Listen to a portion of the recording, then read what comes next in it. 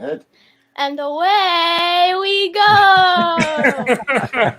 Isn't she cute? What's up, Isn't she D? the cutest? My little girl. Cat, she's going off to college already. Can you believe it? Oh, wow. What else Good luck. is there to say? Welcome to the Gettin' Salty experience. Welcome to the Gettin' Salty experience. Yep, it's the only podcast that brings the firehouse kitchen table to you. All right, you're done. Goodbye. See you later. All right, as always, I'm joined by my cohort and friend of 40 years, Lieutenant Ruffy Rufrano. What's up, boys? We also got producer Proby Pete on again tonight. There he is, doing his thing. Hello. Doing Shalom. his sound effects. Shalom. Pete, we brought oh, you know what we didn't do? We didn't talk about that thing. Oh, hit me up in the private real quick. Just give me anything and All I'll right. do it. In the meantime, I'm gonna expound on a little company that we like to call Gettin' Salty Apparel, started many moons ago by none other than Ruffy Rufrano and Mr. Kevin Kubler here. You're going to find all of your amazing T-shirts, your amazing hats, your wonderful drinking stuff like your shot glasses and your beer glasses and all that stuff. And if you want to support us on the show, support us at gettinsaltyapparel.com. Cool. We got a great show for you tonight. We got the GOAT. You know what the GOAT is, Ruffy? Greatest of all time. Greatest of all time, the GOAT. We finally got him. I can't believe it. My hero and your hero, Captain Denis Murphy. Welcome aboard, Cap. Thanks for coming. Hey, there you go. Nice. Before we proceed with this, though, I think Ruffy's got a little intro he wants to do, right? Want to talk about the little roof rope rescue before we get into Captain Murphy's great heroics? We'll talk about the heroics from yesterday. Correct. The day before. I mean, these guys, it seems like every week, the brothers in the FDNY, they make us look great, right? I mean, 30 truck, 16th floor, roof rope rescue. And we have a little video, just a little bit. And as always, you know, when the brothers are giving their little spiel, you know, you don't hear I in there anywhere. It's always we and us and, you know, team. So give them a little taste there, Petey. Let them have it. Yeah, here we go. There was a woman on the windowsill outside of her window. So I basically just stayed at the window and tried to calm her down and tell her not to jump. The woman hanging out her 16th floor unit while a fire raged inside, terrified to go back in. So instead, firefighter Brian Quinn used rope to scale down the building to get to her. If she did decide to jump or let go, I was holding her to the glass. I had one arm inside the window and I was holding on to the wall there, and I had my other arm around her waist. And what was going through my mind, I didn't want to see anybody fall. After crews were able to extinguish the flames in her apartment, the woman eventually was brought back inside. But these firefighters don't consider themselves heroes, just teammates who have each other's backs. There's a lot of adrenaline going through you, and How are you feeling right now? a little shaky, but no, everybody did a good job. I trust these guys with my life. There you go. I trust these guys with my life. Yeah, That was great. yep. Very classy. Yep. So as we dive right into the captain's illustrious career, Cap, what actually brought you into the fire service? Were you volley first, or did you have family in the fire department, or how did you get into it? No, I had nobody in the fire department in my family. I had a couple of friends of mine that I played ball with, the Junta brothers. Their dad was the captain of 271, and the East Meadow Fire Department had just started an Explorer program where I lived, you know, and so they joined. So we're on the bus coming home from school or something, and they're going, "Why don't you come down to the thing?" You know, I'm like, I don't know anything about the fire department. Quite honestly, it doesn't really interest me. You know, I mean, I had no interest in it at the time, and I went with them, and I got hooked on it. You know, I got very interested in it, and I joined when I turned 18.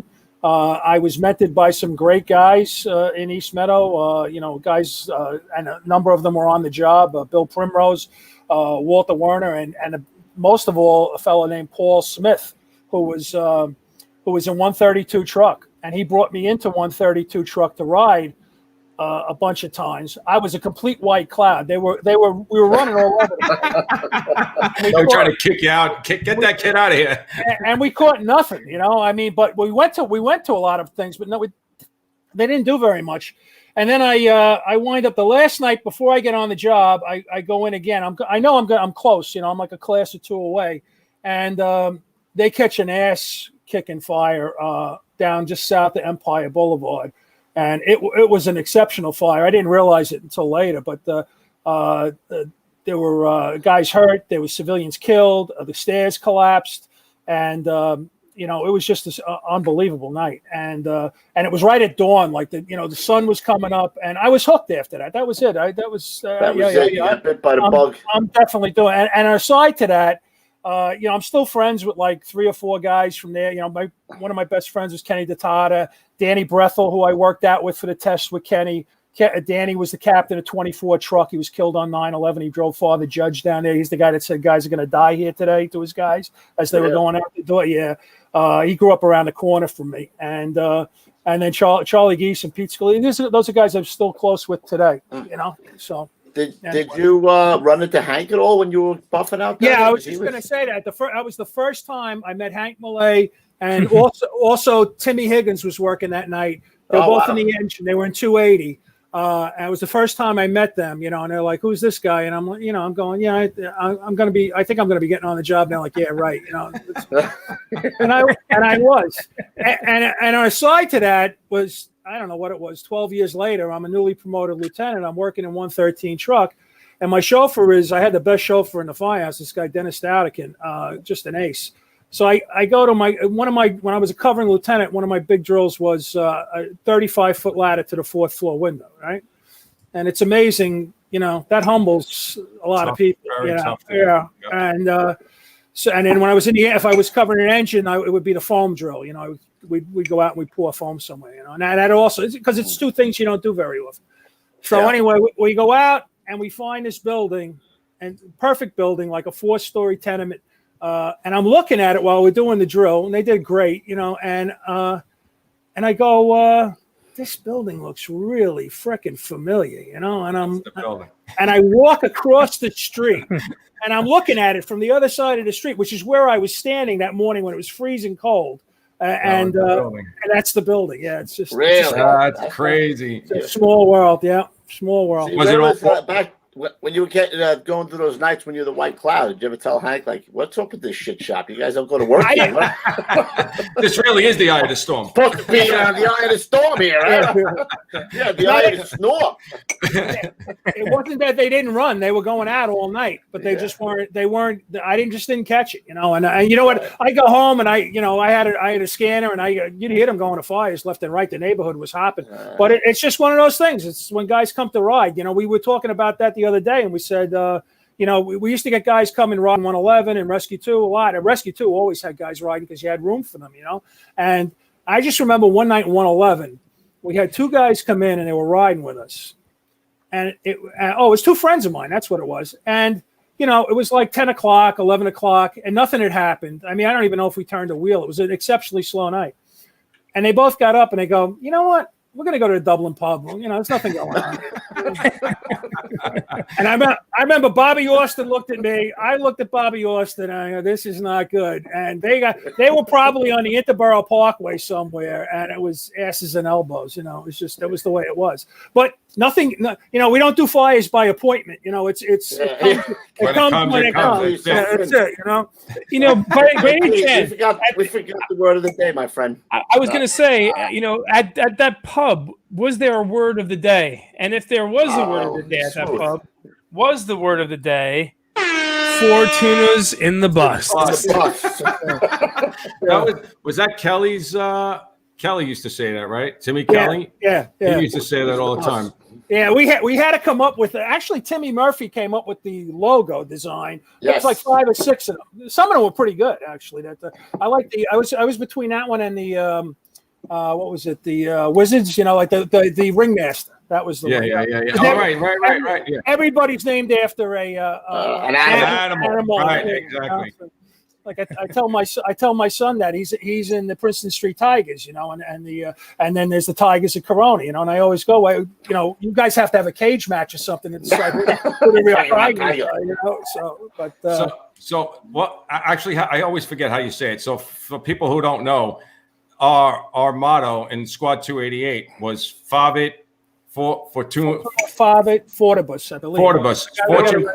Fortune favors the brave. The literal translation is that, or the strong, I think, is the literal translation. Yeah. But the usage is fortune favors the bold. You make your you make your own luck. And I mean, I had a Latin teacher, tell me that. It's a great motto. So Timmy Kelly, just right now we can't even figure it out again. But Timmy Kelly, who was a lieutenant, one of the first lieutenants in Squad 288, he used to say Fortune is in a bus. So that's how we. That's how. Well, I don't want to skip ahead, and we'll get to it. And then the guy. Speaking of 288, I know. I mean, since we're on it. Look at these photos here. Let's see if we recognize anybody. Look at a full head of hair on that guy, second from the right. Yeah. Oh. So that's JW. That's hey, look, it's Johnny with two legs. Walters. That's Brian Sweeney, who we lost on 9/11. Yeah. Captain Murphy, of course. That's Joe Fable, Unstable Fable. We love him. Yeah. And that's Timmy Garrity. He ended up going to Rescue One. So and we got Hank Mole in the chat. He made it. He must have got home from the early bird special, Captain. He's in the chat. Oh my goodness. A silver-haired special let out early. My favorite takeoff. Go ahead. No. Go for it, sir. My favorite takeoff on our logo, though, was what Hazmat came up with. What's that? You ever saw this?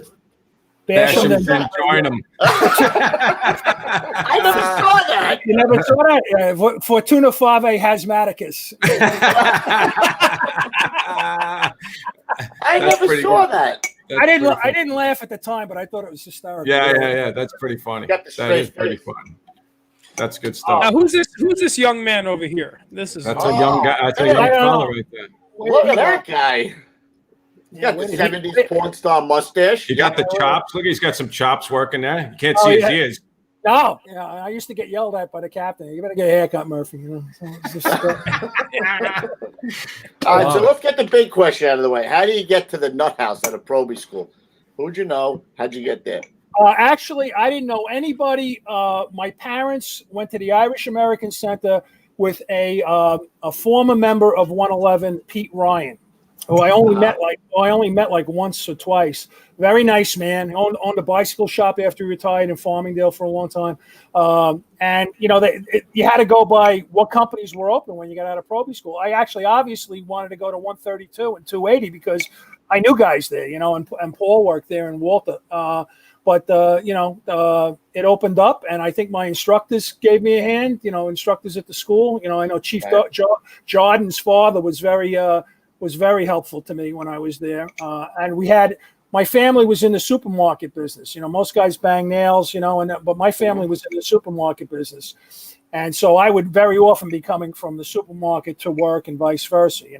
And my father knew a whole bunch of guys in the local firehouses there in Woodhaven in Queens. And so anyway, who does the DI wind up being? The DI for my squad in Proby school? The guy who was coming in shopping at night at the store. My God. Yeah. Small world.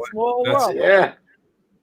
So, wow. So it's amazing how they pick you out in Proby school, though, if you're a volley. Yeah. I met this young man, Brian. He's dating my cousin's daughter, right, at a family event not too long ago. So that's why I told you that. Why I was like, I didn't know this kid knew everything about me. And I like, you keep bringing it up on the podcast. So I was kind of like, I better watch this, because see what these guys are saying. Gotta watch these guys closely. Yeah, but he's a great kid. He's going into the Marine Corps. He's in the volleys in Jersey. He was asking a lot of questions about getting on the job when he gets out.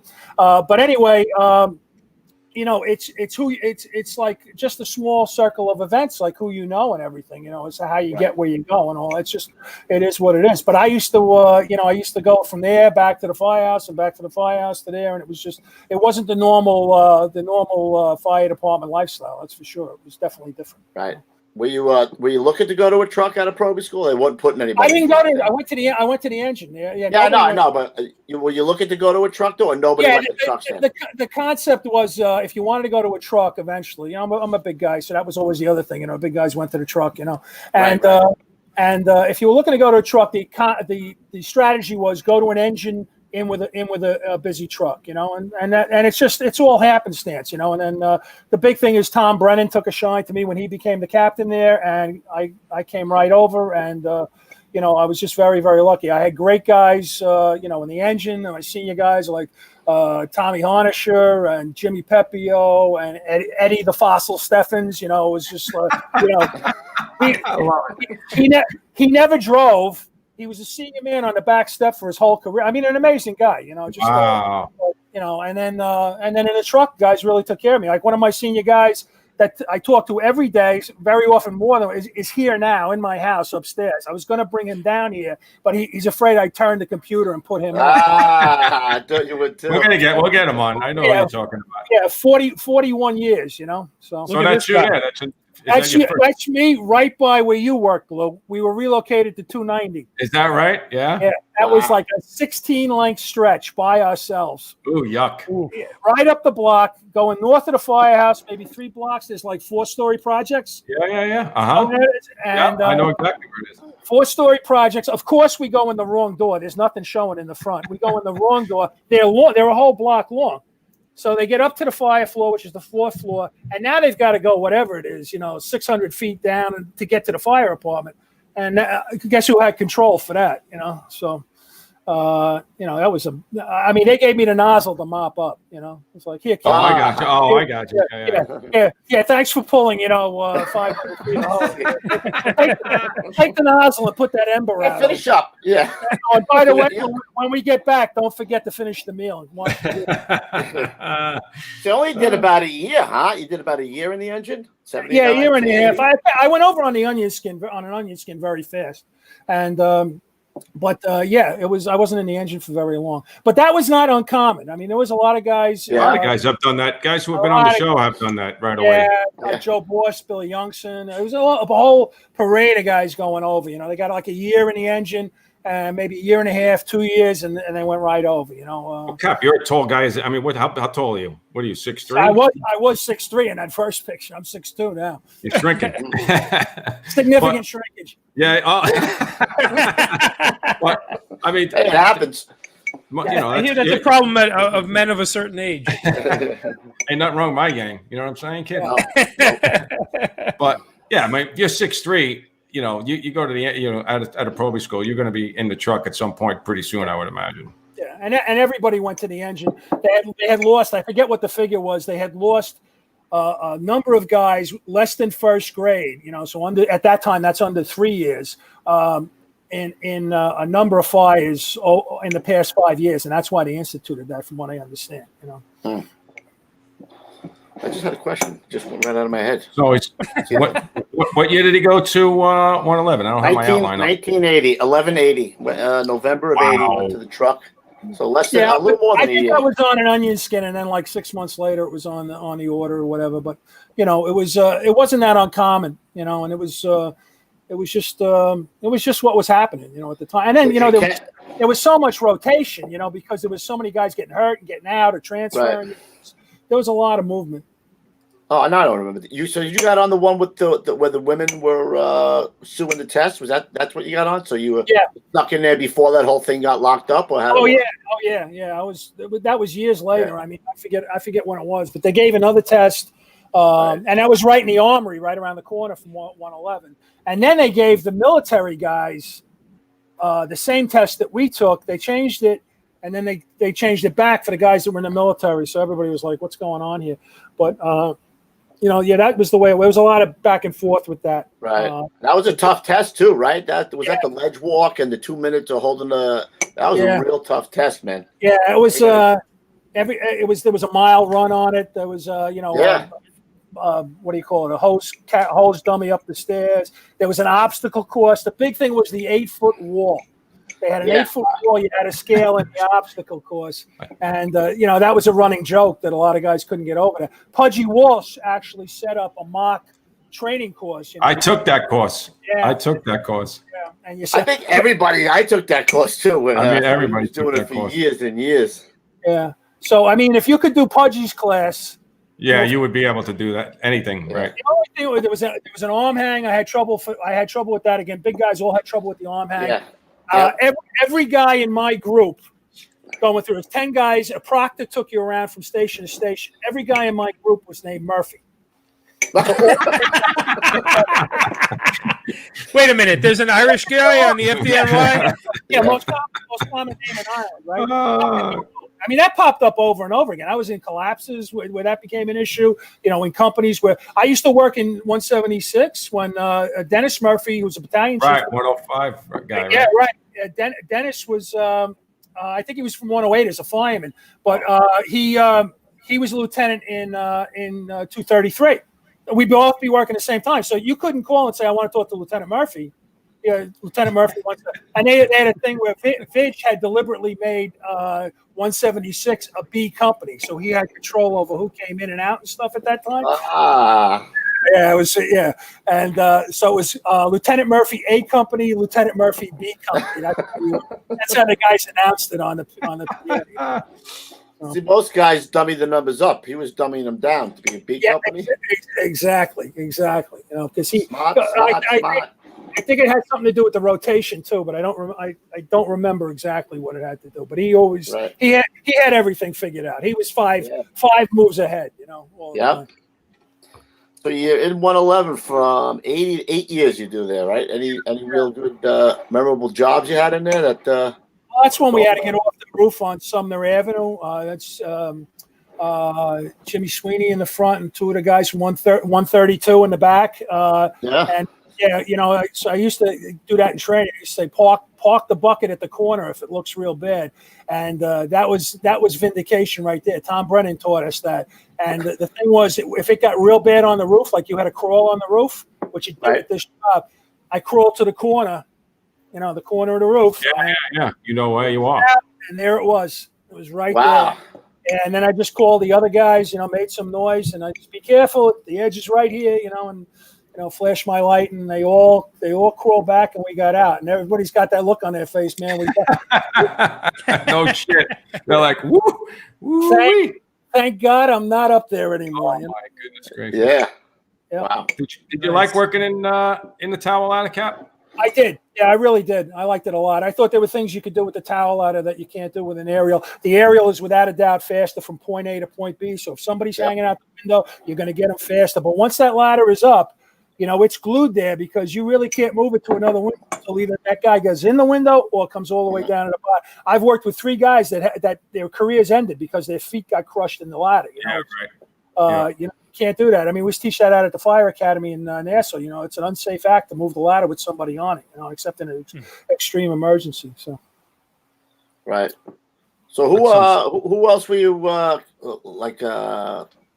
you have any competitive companies around 111 when there's always companies? Yeah, but I gotta say, all the companies in that area were excellent. It's only when you leave that you really, we were in a cocoon. I mean, we were literally in a cocoon of excellent firefighting. I mean, it might sound corny now and everything, but you look back on it now, there wasn't a marginal company that we worked at. I kind of realized that early because we were on Interchange my first 3 years there. So every third, we were on scheduled Interchange. We were the last company, I believe in the job, but definitely the last company in Brooklyn to be on scheduled Interchange, which meant every third night, 111 went somewhere else. They went to before I got there, I think it was 149. Then they went to 159 down in Marine Park. So 159 would come to 111, and we would go down to Marine Park. And we went That's the whole night tour. It's the whole night tour. The whole night tour, like from I'd be down there like at 8 o'clock or something like that. And then we went to 119 for a year, and then back to 159. It got so bad. I worked with one of my lieutenants, Jimmy Basil, was a Korean War vet. He was in the 1st Marine Division, sergeant in the 1st Marine Division at the Chosin Reservoir. He becomes a nurse after he gets out. He owned like 3 businesses. He used to just tell you every day was gravy after getting out of Korea. You know that he was Right, no doubt. nothing rattled this guy. Nothing rattled this guy. And you know, we say, hey, Lou, we don't want to go. I didn't say it. Was guys like Dennis Conway and Bobby Schaefer and, you know, the senior guys. I didn't say shit, but I got to put one in the jar. So, anyway, you know, these guys who we idolized, you know, like Schaefer and Conway and, you know, Kenny Connolly, who won the James Gordon Bennett Medal and the Archer Medal, you know, in our place, you know, they could say whatever they said we would do, you know, and, you know, jump through hoops, but they didn't want to go. So they came up with every kind of cockamamie scheme to get out. The rig is broken. You know, we've got to go do this. And the local chiefs were like, no problem. You know, right. they didn't like it either. You know, right. So, but that is, I mean, it got crazy. Basil would go along with anything. He was like, we actually went halfway a couple of times and swapped rigs. No, we went halfway. That's awesome. Took 159's rig back to Bed-Stuy. Oh my God, it's the first time I ever heard that. The battalion chiefs are like, you know. Yeah. Oh my God, I freaking love it. Yeah. Then another time, he said Jimmy Basil goes, they're on to us. This is all allegedly, of course. Allegedly. It happened. I heard it happen. So you know what we're going to do next time? We're going to go halfway, take their rigs, and we're going to swap helmets. They'll never. You know, it's great out today. It was called the Nuthouse for a reason. You know? Oh my God! God. No, 159 of those other companies had no problem going back to their own firehouse. You have to twist in the end, you want to right? be in your own place. In the end, exactly, and that's what, you know. The guys in 159, there was a big contingent of guys that had been in 108 truck. So these guys were not, you know. They already did that. They were already. This is what they want to be. You know, they've had enough. You know, and they don't have to prove anything to anybody. You know, so it's just. But you know, yeah, you're right. You know, they didn't want to come. We didn't want to go, and it was, you know. That's free. I never heard that before. That's freaking awesome. Yeah, it wasn't something we advertised. You know, it was just. That's awesome. Well, it happened allegedly. Could have happened. Maybe happened. I heard it happened. Here's something that didn't happen allegedly. Look at you. Oh yeah. Oh, 111 on the back. He's got his 111 on. He does. Yeah, I'm working in overtime or mutual or whatever across the floor. When I got there, I was going to college, and so when I was in 214, I got there in August, the end of August. There was like late registration. My mother wanted me to finish school, you know. So I go up to the office and I asked Captain O'Sullivan. I said they had the guys at lunch, of course, they're all oh, you should ask the captain. They have this new thing. It's a school variant, so you could work partial tours. Let's say come in and go to school for like 4 hours. Come in, and you know the other guy was waiting for you would go home, no overtime, and then you would work for him, and you know you would bank it up, and when you got enough for a tour, you would work the tour. I got you. Yeah, I got you. But it was so you know at lunch, the senior guys, the guys I just mentioned, they were all like hammering the captain. The kid wants to go to school, you know. I mean, what the heck, you know? So he goes, all right, I'll look into it. He goes up. So this was after he had gotten us all together, you know, all the new guys, and said, listen, there's no mutuals in the truck. The mutuals are all on the cards. I just saw it because I went through my folder. You know, you had all these mutual cards that you had to have signed off and all this stuff.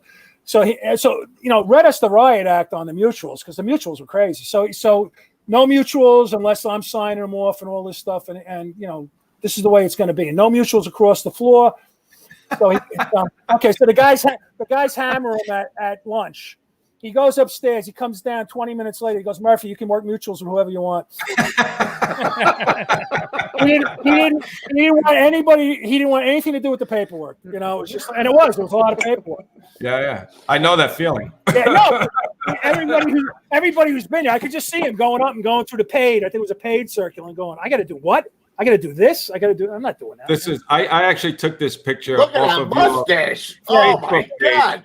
That's Chief Garrity to the left. That's Steve Garrity. He's in 214 at the time. Yep, that's Stevie. That's myself. The late Roddy Riches. He passed away a couple of years ago. He's fire department family, great fireman, even greater mustache. The best I've ever seen. And a Very good friend of mine, Joe McDermott. He got promoted later on. Went out to I think 165. I'm not sure. Was a lieutenant out in South Jamaica. Great guy, really great guy. This is an overtime run. We're protecting the city after the close. And, I love it. The sense of urgency on everybody's face is just palpable. Especially Roddy. Everybody's making time and a half. Oh my God! That guy's got a straight up Wyatt Earp mustache. I've never seen that up in person. It's awesome. He was a wild man, Roddy. He was great. Yeah, this is two good friends of mine, Billy Dunphy in the middle. I'm on the right. Billy Dunphy. Yeah, I didn't change, Lou. I didn't change at all. And You still got the good hair though. You got the good hair. Yeah, it's just a lot less of it. But and then my friend Kenny Ross, and Kenny and I were good friends. Well, he's down in Florida now. I had lunch with him last year. Great guy. He was. We shared summer houses in the Hamptons and ski houses. We went to Grey Rocks every year for ski school. It was. We had a very good time. Very good time. Awesome. Yeah, this is. You cut me out, but this is my favorite picture. I'm actually in this picture, but I don't know what happened here. It's all right. Yeah, I'm to the far left, which is you can see it's kind of cropped out. But that's myself if I was in the picture. We already know what you look like. This is how I received it. I'm sorry. No, it's all right. I actually have it right up here. Actually, it's right behind me. But anyway, Kenny Connell, Tommy Brennan. Now, you guys talk about me and how, our relationship. That guy is the same relationship for me. I mean, he's old school, 120 guy, great captain. He left 40 truck in Harlem to go to 111. His dad was, I believe, the captain of 111 in the 40s. His dad was like the most highly decorated guy in the job at that time, from what I was told. And just a great guy, a real thinking fireman. He left us after about 5 years. He brought me right over. He was just a great teacher. He was an instructor on the outside. He was just a great teacher of firefighters. And then he took a job as the editor of fire engineering. He was on the battalion chief's list. Took a job as the editor of fire engineering. He was at fire engineering for quite a while. Left fire engineering, became the chief of the Waterbury Fire Department in Connecticut, and did that, and then he retired from there. And he still taught, was a speaker every year at FDIC until the year he passed away, which I think was about 10 years ago now. The last time I saw Captain Brennan was sitting outside of FDIC. Huh. And who else is in there with you? Who's the guy with the hair helmet on the right? Hey, I was going to ask. That guy's awesome. That's Joe Boss. That's Chief Boss' son. He was the chief in the 2-8 for a long time, and his brother was on the job. Great guy, terrific guy. He was a pilot. He got his ticket pulled for flying inverted over Jones Beach. Only a fireman, right? Great guy. Then Rudy Weindler is next to him. Rudy and I were good friends too. We studied for the lieutenant's test together. Great guy. He's still out there. He still does a lot of stuff with a lot of charities. He divides his time between Florida and up here. And then that's BA right next to him, Bobby Austin. He's the guy that you said we got to have on? He's got the... He just, you know what? I need to take a pill before I go walking down memory lane. He's got this stuff right at the tip of his fingers, man. It's unbelievable. He'll tell you about, you remember that fire on Quincy Street? You were in group 3 and I was in group 4. You went in the top window and I went in the, I'm like, no idea. Some looking dudes right there, bro. Yeah, and the guy next to Bobby is between Captain Brennan and BA is Kenny Connolly, the Duke, as we called him. That's Kenny, the Duke, huh? Kenny was a multiple medal winner. In 1 year he won the Bennett Medal for an unbelievable fire on Albany Avenue. Bob Johnson from 111 won the Brooklyn Citizens Medal. I think Bob Ostrander from 123 got a top medal, all from this one fire. An amazing fire. And I think he was cited for 2 department medals 2 other times. I always hear that, the Duke. I always hear that. Well, we used to call Don Hay the Duke. He was the Duke of Harlem. Dennis Conway. But that's the Duke. That's the Duke of 111. Yeah.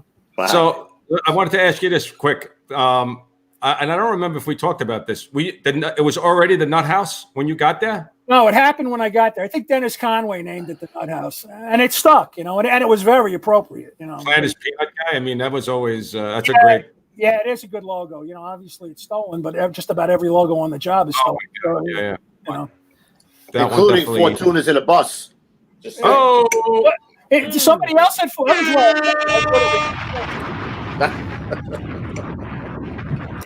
man. I thought it was original. Who else has that? Nah, I'm kidding. Nah, I'm I kidding. just have to get that in there. He just had guys are looking for a drink. So you don't know how it came about? Was it any specific time, or was it just an overall feeling that's a nut house? If Dennis Conway would have come downstairs tonight, we could have had it then. But he's upstairs. Dennis, We'll man get him. up. You gotta work on him. I'm trying, you know. So anyway, but yeah, no, he had the biggest. He had the most influence on doing that, you know. And the captain went along with it; he liked it, and that was it, you know. And we used to make up T-shirts and go down to Baltimore and sell them, you know, and go to the conference down there, kind of like what you did, but out of a duffel bag and leeching off at somebody else's booth, you know. Yeah. What was it called when you got there? Did it have a name, or did they call it anything, or it was nothing? Yeah, no, they called it 111 truck. Oh, that's it. Yeah, nice, Cap. Good. Get him, attack him, get him. Take that shit off nobody. So why did you want to leave? What made you want to go to R2? Well, they came to the battalion. So rescue was on Carlton Avenue, and then they came to the battalion. And 111 was the only truck in the 5.7. They were in the 5.7 back then. So basically half your mutuals, half of your details were to Rescue 2, and Rescue 2's details were most of the time to us, you know. So we were working back and forth. And then Mike Esposito went over there from 214. So Espo goes over there, and I remember we were at a company party up in West Point. So Mike and his wife Denise and myself and Carol are taking a walk the next morning, you know, before breakfast. And Mike kept telling me, you know, you should come over. You should think about it. You should go talk to the captain. And, you know, I thought about it. And then the next time I was working over there, I approached Captain Downey, you know. But you know what? They have all this squared away. I mean, they you know, Vidge was planting things in my ear. Lee ILP was planting, you know, it's just, you know, they know who they want, you know. They did, you know, and it was like, and nobody really gone from 111. There was a fellow years ago that had gone, I think Tommy Murphy. That's the last guy I know that went from 111. Not too many guys left 111. Why is that? They just didn't want to leave the first two truck work? Yeah. I think there's something to that. Area, you know. I mean, that's right. That's a huge area. It is. First two. And actually, like Pete Martin left Rescue 2, went to 111. I don't know. He might have went to 123 then back again. He was from to 123 because he missed the first two work, even on Bergen Street. You know, but you know, it's a different thing. You know, but you know when Captain Downey at the time moved Rescue 2 to Bergen Street, it was a pretty smart move. I mean, it's right between two of the busiest trucks at the time in the city, and they're still pretty busy trucks. You know, so you were getting work all the time, you know, and you were getting first to work occasionally. You know, I'm not going to say it was, right. But I mean, my first tour as a lieutenant. So I go to Flips. There's 4 weeks of Flips. Went to the Social Club Task Force for 4 weeks, I think it was. And then my first night in the field, right? You're like, yeah, I'm out in the field now, right? And, you're surplus. Go to Spec Theaters in Manhattan, right? And I'm like, Really? I signed up for this. Sounds great. So I call up Eddie Garrity, who happened to be working in Ford Truck. You know, was friends of mine, and I was working with his brother. So he tells me, well, make sure you leave early. It's a Wednesday. It's matinee day. I'm like, matinee day. So, you know, I go, okay, I'll leave early, and I did. I get to by squad 288. I'm on the LIE, and I'm like, I'm going to be late, and I'm never late. I'm like anal about that, you know. So I'm like. I get off, I go to 128, and I call the 9th Battalion, you know, and where I'm going. And the chief gets on the phone. Now I know, because I had spoken to him earlier, Terry Hatton is working in Fort. Oh, my God. So I know Terry knows I'm coming. So the chief goes, Murphy, you're going to Rescue 2. I go, Are you breaking my ball? Are you kidding me, Chief? Are you breaking my chain?" He goes, "Excuse me, Lieutenant." I go, "Sorry." I'm going to rescue too. I'll see you later. I said, "I used to work with Terry. I thought he was breaking my chops, you know." And he goes, "Oh, no. You go." I said, "I just got promoted out of there." He says, "Oh, no. You're going to rescue too." So I said, Oh okay. my God, I didn't know this story either. Yeah. So I go to Bergen Street, and I mean, you got promoted, Lou. You one of the things when you're a brand new officer, that's the big transition, right? That, and like your brother said, Kevin, making chief is the big transition too. But when you're petrified of screwing up, and you know, when you're from a busy company, you're not really that petrified about screwing up at a fire. You're petrified about screwing up like in the office and stuff. And they gave you like no trip. They gave you like 2 hours. You're there for 4 freaking weeks, and they gave you a like can with something, a couple things in there, and you got to stand up and talk about it for 5 minutes. That's what they gave you the training. You know, some of the training was good. I thought the Austin training was good. I thought that the Ed Med training was very good. The state Ed Med training, and but you know, the instructor 3 training and all that. You know, I want to know how to fill out the paperwork because that's what I'm going to have to do, right? So nothing. So I got to rescue too. John Barbagallo is driving me. It's not my groups that were working. It was so Dave Van Voort. I'm trying to think of the guys that were working, but I remember Dave Van Voort and Pete Bondi, who was the senior guy there, legendary guy, right? I think Timmy Stackpole was working, and the rest of the guys, I'm not sure. I don't remember. So this is my night. I walk in the place. I was there, you know, 2 months ago. I was in the back of the rig, right? So now I'm in the front of the rig. And they're like, all right, well, you know, we probably, you know, how bad could it be? You know, so I'm like, yeah, how bad could it be? You know, you just hope you famous last words. Listen, my lieutenant in 111, Howie Vanetsky, who was one of the best fire officers I ever worked with, he was covering lieutenant. He was the lieutenant in Rescue 2 for the Walbaum's fire. Holy shit. Can you imagine? You just get promoted. Holy shit. They stick you. There was no SOC or anything at that time. They put you in 111, put you in Rescue 2. And yeah, okay, what could happen? You know, wall bombs. You know, so I mean, and he never talked about it much, but you know, occasionally we'd ask him about it, and it was horrific. You know, and you know, but anyway, I'm worried about the paperwork. So I get there. And like I said about Chief Downey putting the company between 111 and 123, it was stroke of genius. You go out the door. I think we had like 3 or 4 runs. We have an accident. You know, minor accident. That's a lot of paperwork. Good one, Pete. So, like last week's show. So anyway, no, this was last week's show.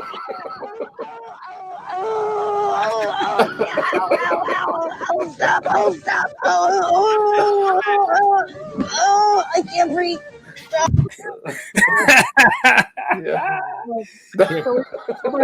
2 in the morning, we go out the door again. We went to a few jobs and didn't do anything, you know. And we go out the door for a fire on Pacific Street, like 4 blocks from quarters.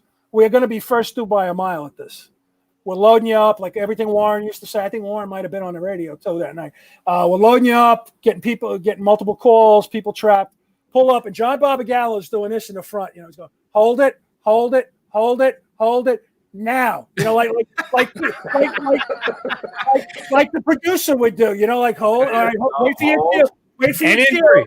And 75. There you go. You know, but I gave my first fire report. At Rescue 2, you give your first grade 75. 75. So now we go to the fire, and there were people trapped. And I think Pete and Dave got people out. Matter of fact, I'm sure they did. So I had a meritorious act to write up.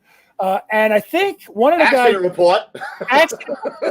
One of the guys got hurt. Oh, my God. Medical leave? My God. This is tour number 1.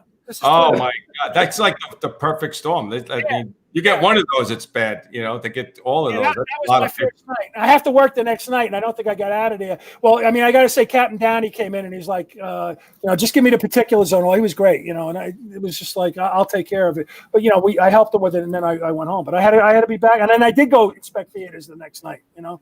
So, well, I thought before. I mean, I know we were talking about you getting promoted, but I wanted to go back and what was it like working with the officers you had there in Rescue 2, like with well, like I said, I had great officers in 214 and 111. It was hard to leave there.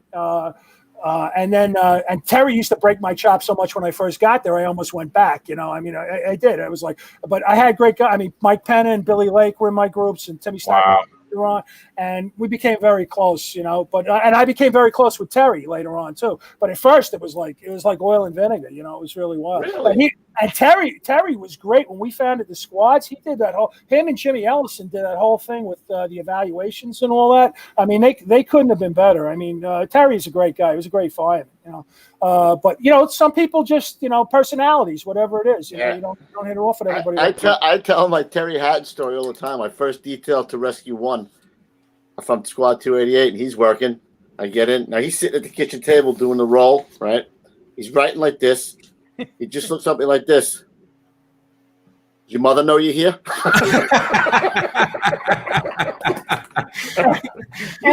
and he should have talked because he had a baby face. Yeah, he had a baby face. I face remember as a kid when he was at Rescue 4, they pulled up. He was a lieutenant in 4. I was in 117, and they pulled up. And my first thought was, holy shit, that guy's so young. Like he held himself really well. You know, he was looked extremely professional. Yeah, extremely professional. You know, he used to come over to 111, and he was like just sit at the house watch all night because he couldn't take the shenanigans that were going on in the back. You know, and he couldn't say anything at the time because he's a fireman like the rest of us. You know, so it was just it was funny. But he great fireman, You know, it was like one of those things like.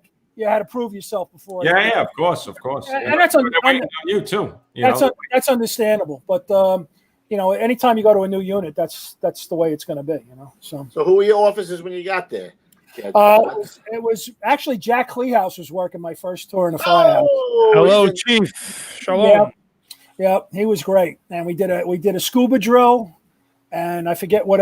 And we had a little bit of work, nothing spectacular. And I don't remember if it was my first tour. Or you know, my second tour, or the next week or something. But you know, Jack goes to me. He goes, "You mind driving tomorrow?" I'm like, "I just got here." He goes, "You want to drive? Can you drive? Because we got to get a detailed chauffeur." And I didn't realize this. And Chief Downey told me later on. He said, "You know, the reason you came over when you did was because there was so much turnover there with guys on the list. There were so many students. Yeah, he didn't have. I mean, I looked before I came here as to who was on the order with me coming over, and I don't believe any of those guys were chauffeurs. You know, and so I was a chauffeur and a diver. So you know, but you know, I mean, I absolutely was not expecting that. But you know what? When you think about it, summertime, you know, guys are on vacation. The regular chauffeurs are going out. Yeah, sure. You need a guy. You know, you'd rather have a guy from your own place than. And then I was constantly getting detailed because, again, we're in the battalion. I was getting detailed back to 111 to drive, you know. So it was like, you know. Wow, that's weird too, huh? Yeah, it was just different. You know, everybody did what they had to do, you know. Right.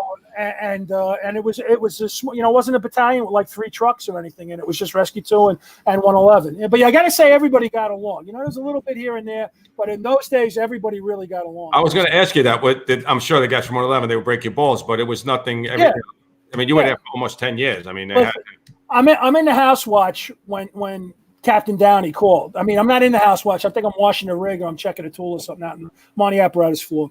And Dennis Conway is on watch. I could see where this is going. Yeah.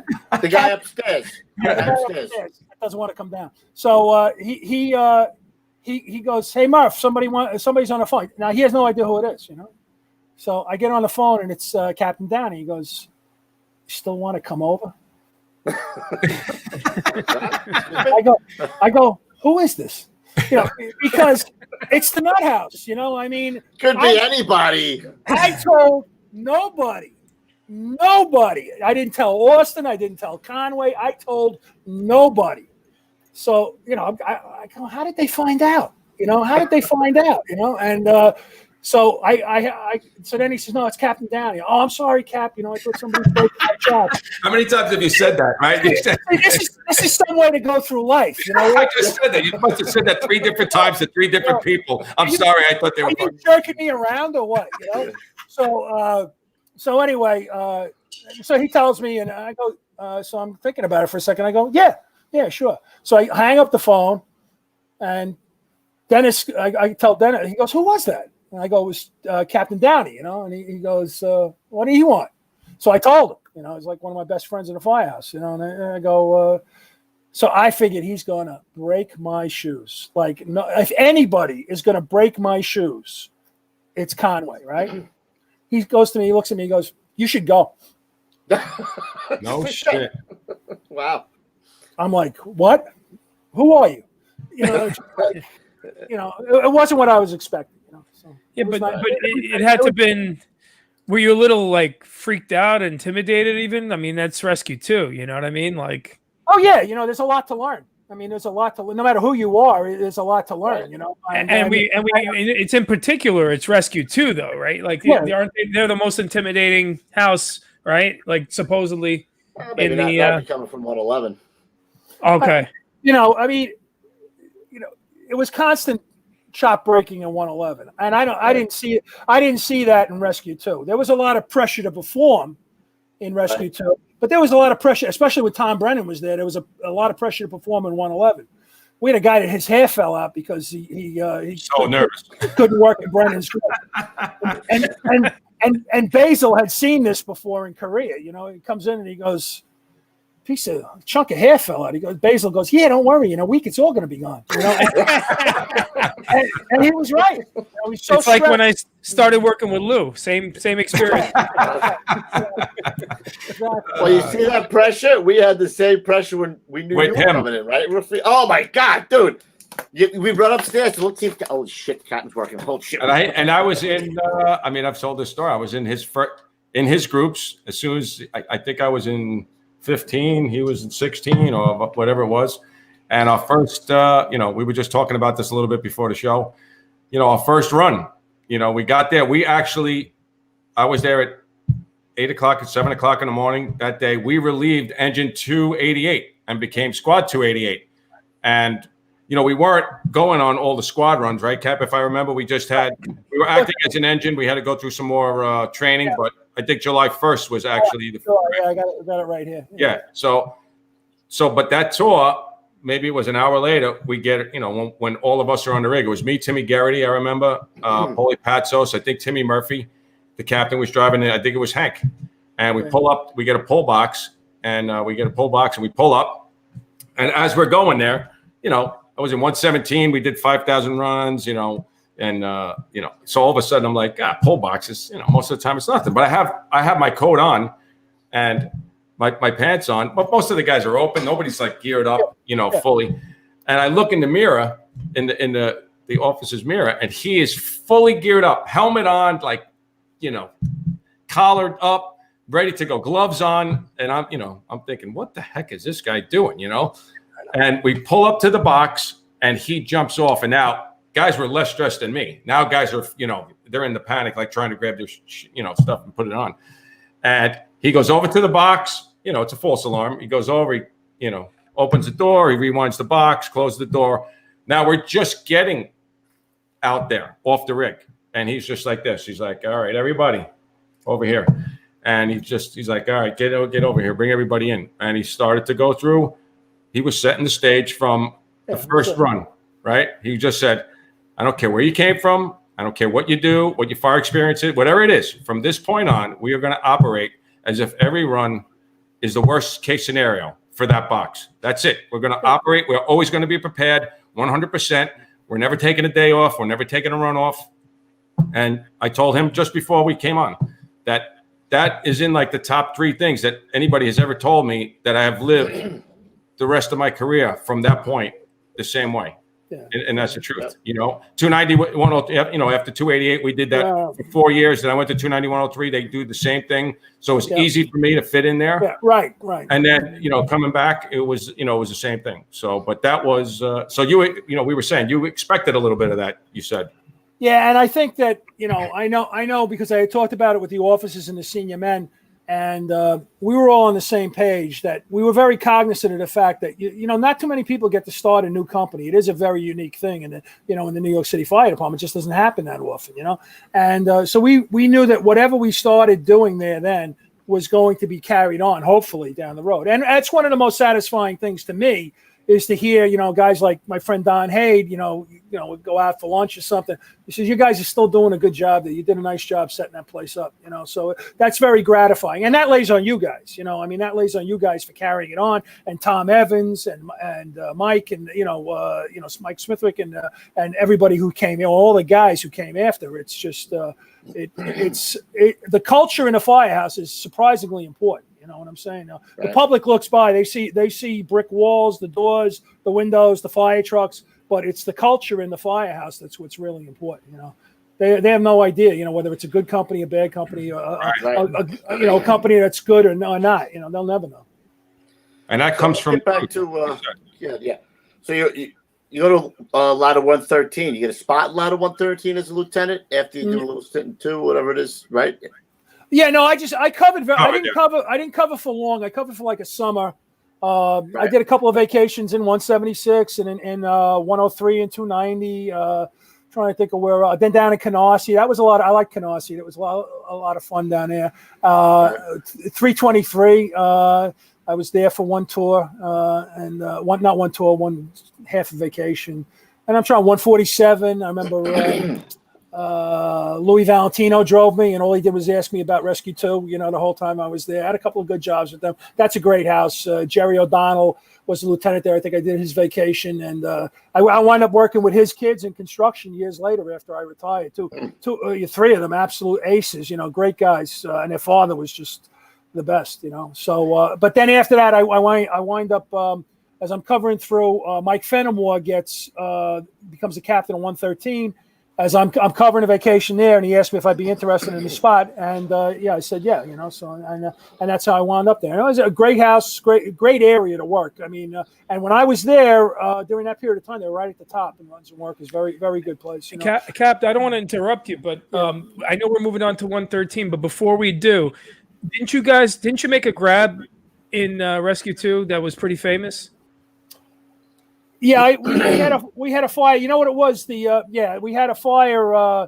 The guys in Rescue 2 used to call us, I was eating the baby. So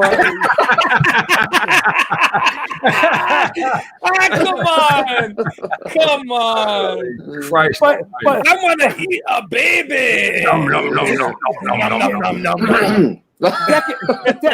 Decades before that, So anyway, this is where Terry and I really kind of bonded over this, because what happened was the mayor was having some sort of a conference around the corner in a school, and the fire came in. I believe it was also on Pacific Street. We weren't in quarters. We would have been first through by a mile at this, and there was multiple. 176 made grabs at this. It was east of quarters. 176 made a bunch of grabs. I found 2 people. I found this kid father first, and dragged the father out, who was a big guy. Got him out. Then went back to get my tools, and it was starting to lift a little bit. They had knocked the fire down, and found her on the bed, the same bed. She was, yeah, and then brought her out. Neither of them were breathing, so we started CPR. There's a bunch of pictures of us doing CPR in the street. And then I think this is taking her to the ambulance now, But anyway, to get back to Terry and Billy Lake make a nice grab on the top floor of the same building, right? Holy shit. And Terry is bringing the victim down the area ladder. I've seen the pictures, right? They didn't get in the paper. This got in the paper, right? Terry comes up they were working on the Atlantic Avenue Viaduct at the time, so you had to leave I only started working 24s when I was an officer, so I'm working straight to it. So I'm working the next day. Next day I come in, I'm like, I'm shocked because this wasn't even the only job we had that day. I get in the firehouse like it's everywhere. It's on all. I haven't seen the papers though. So I say, anybody want to go? And there's only a couple of guys downstairs. He said, no, I'm going up to bed. So I go back up to bed. Anybody wants to leave? I left my gear out, let me know. So I go to bed, and I think it was Mike Penna comes up. He goes, you better come downstairs, And I go, so I go downstairs, and Terry comes out. He goes, thank God they took your picture, And I'm like, what are you talking about? What are you talking about? And then he showed me the paper. It's on the front page of two of the New York Daily. But anyway, they took a picture of him, and it never got in the paper. He's coming down. He's handing a kid that he got, and Billy Lake is right behind him, off the turntable. and his alternate breathing device is hanging right front and center. And that was a red hot topic then. You know what I'm saying? Okay. And so you saved you made more than one grab that day. You rescued his career right there. Yeah. And Lieutenant Connolly was the officer who was beloved in Rescue 2 because he was a fireman and a lieutenant in Rescue 2. He was there forever. Great officer. What? Another guy who was a vet. You know, just he'd seen it all. He'd seen everything. And you know, he was like the chief got all over him for why was I on the fire floor. So I don't remember if I was driving or he specifically told me to go to the fire floor. Because we had a fifth alarm the night before. I wasn't working. I think Dave Van Vorst had broken his leg or something, and we were missing tools. So we were all the way down by Empire Boulevard where this came in. We would have been first through at this normally if we were coming out of quarters. We went back to look to see if we could find some of our tools that were missing. But anyway, Chief Butler, the same. He was asking, you know, what was Murphy doing on the fire floor? I told you to go to the top floor, wherever he told us to go. You know, so. But I'll tell you this, you know, in terms of you getting in and your partner there not getting in, you know, if it bleeds, it leads. And this right here, that's the phrase in the biz, right? Oh, yeah. It was like, you know, I mean, guys like Ebony and Ivory, Ebony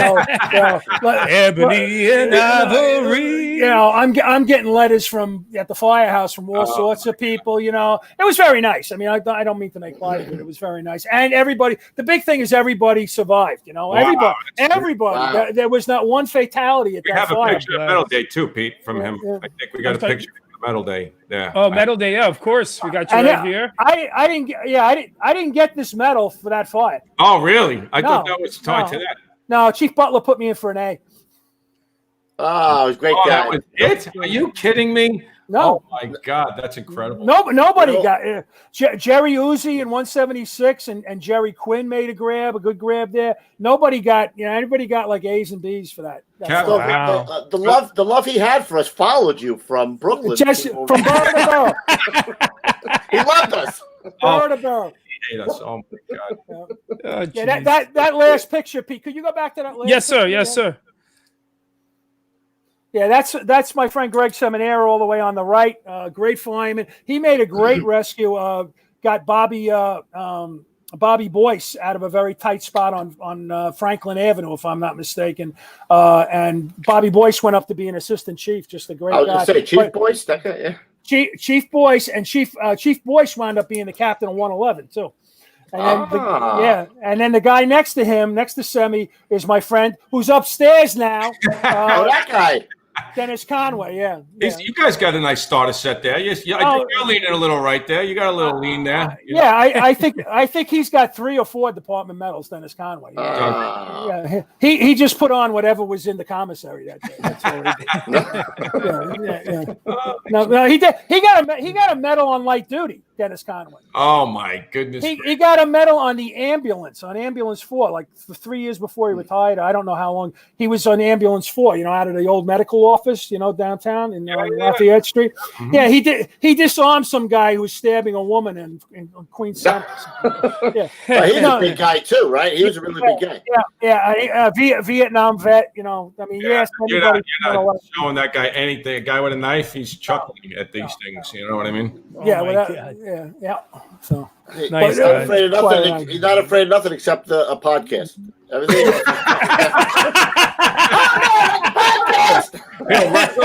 He'll wrestle a knife off of any man, but he will not stand in front of a microphone. Yeah, I don't want to. He's listening now. I can't. Oh shit! We'll talk about him. All right. Is there a lag on this, like from when you talk? No, it's exactly what's happening. Wait to hear him banging on the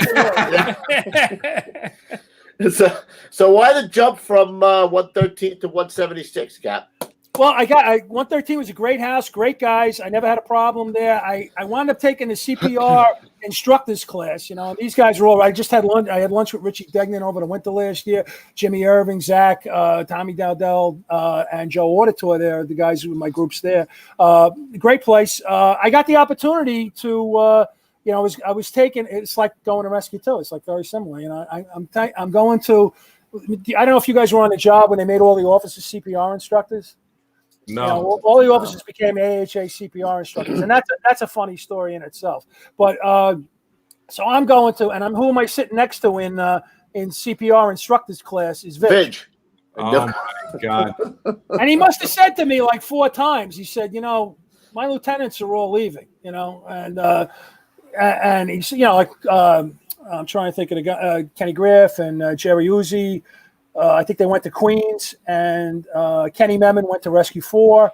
So he needed 3 lieutenants, and it was kind of like dropping a hint. And then, but you know, he wasn't going to ask you. You had to go ask him. Yeah. You know, one day we were having a meal. The firehouse was very old in 113, and a good friend of mine, John Spillane, I'm sitting there with Jimmy Irvin, a couple of the other guys, Ray Brown. I think was there. He was in the engine, covering the engine. He was my 24 partner. But he was a fireman there. Then in Rescue 1. And then back to 113 as a lieutenant. He wanted to be my second 24 partner. Sal Marchese left to go to Queens.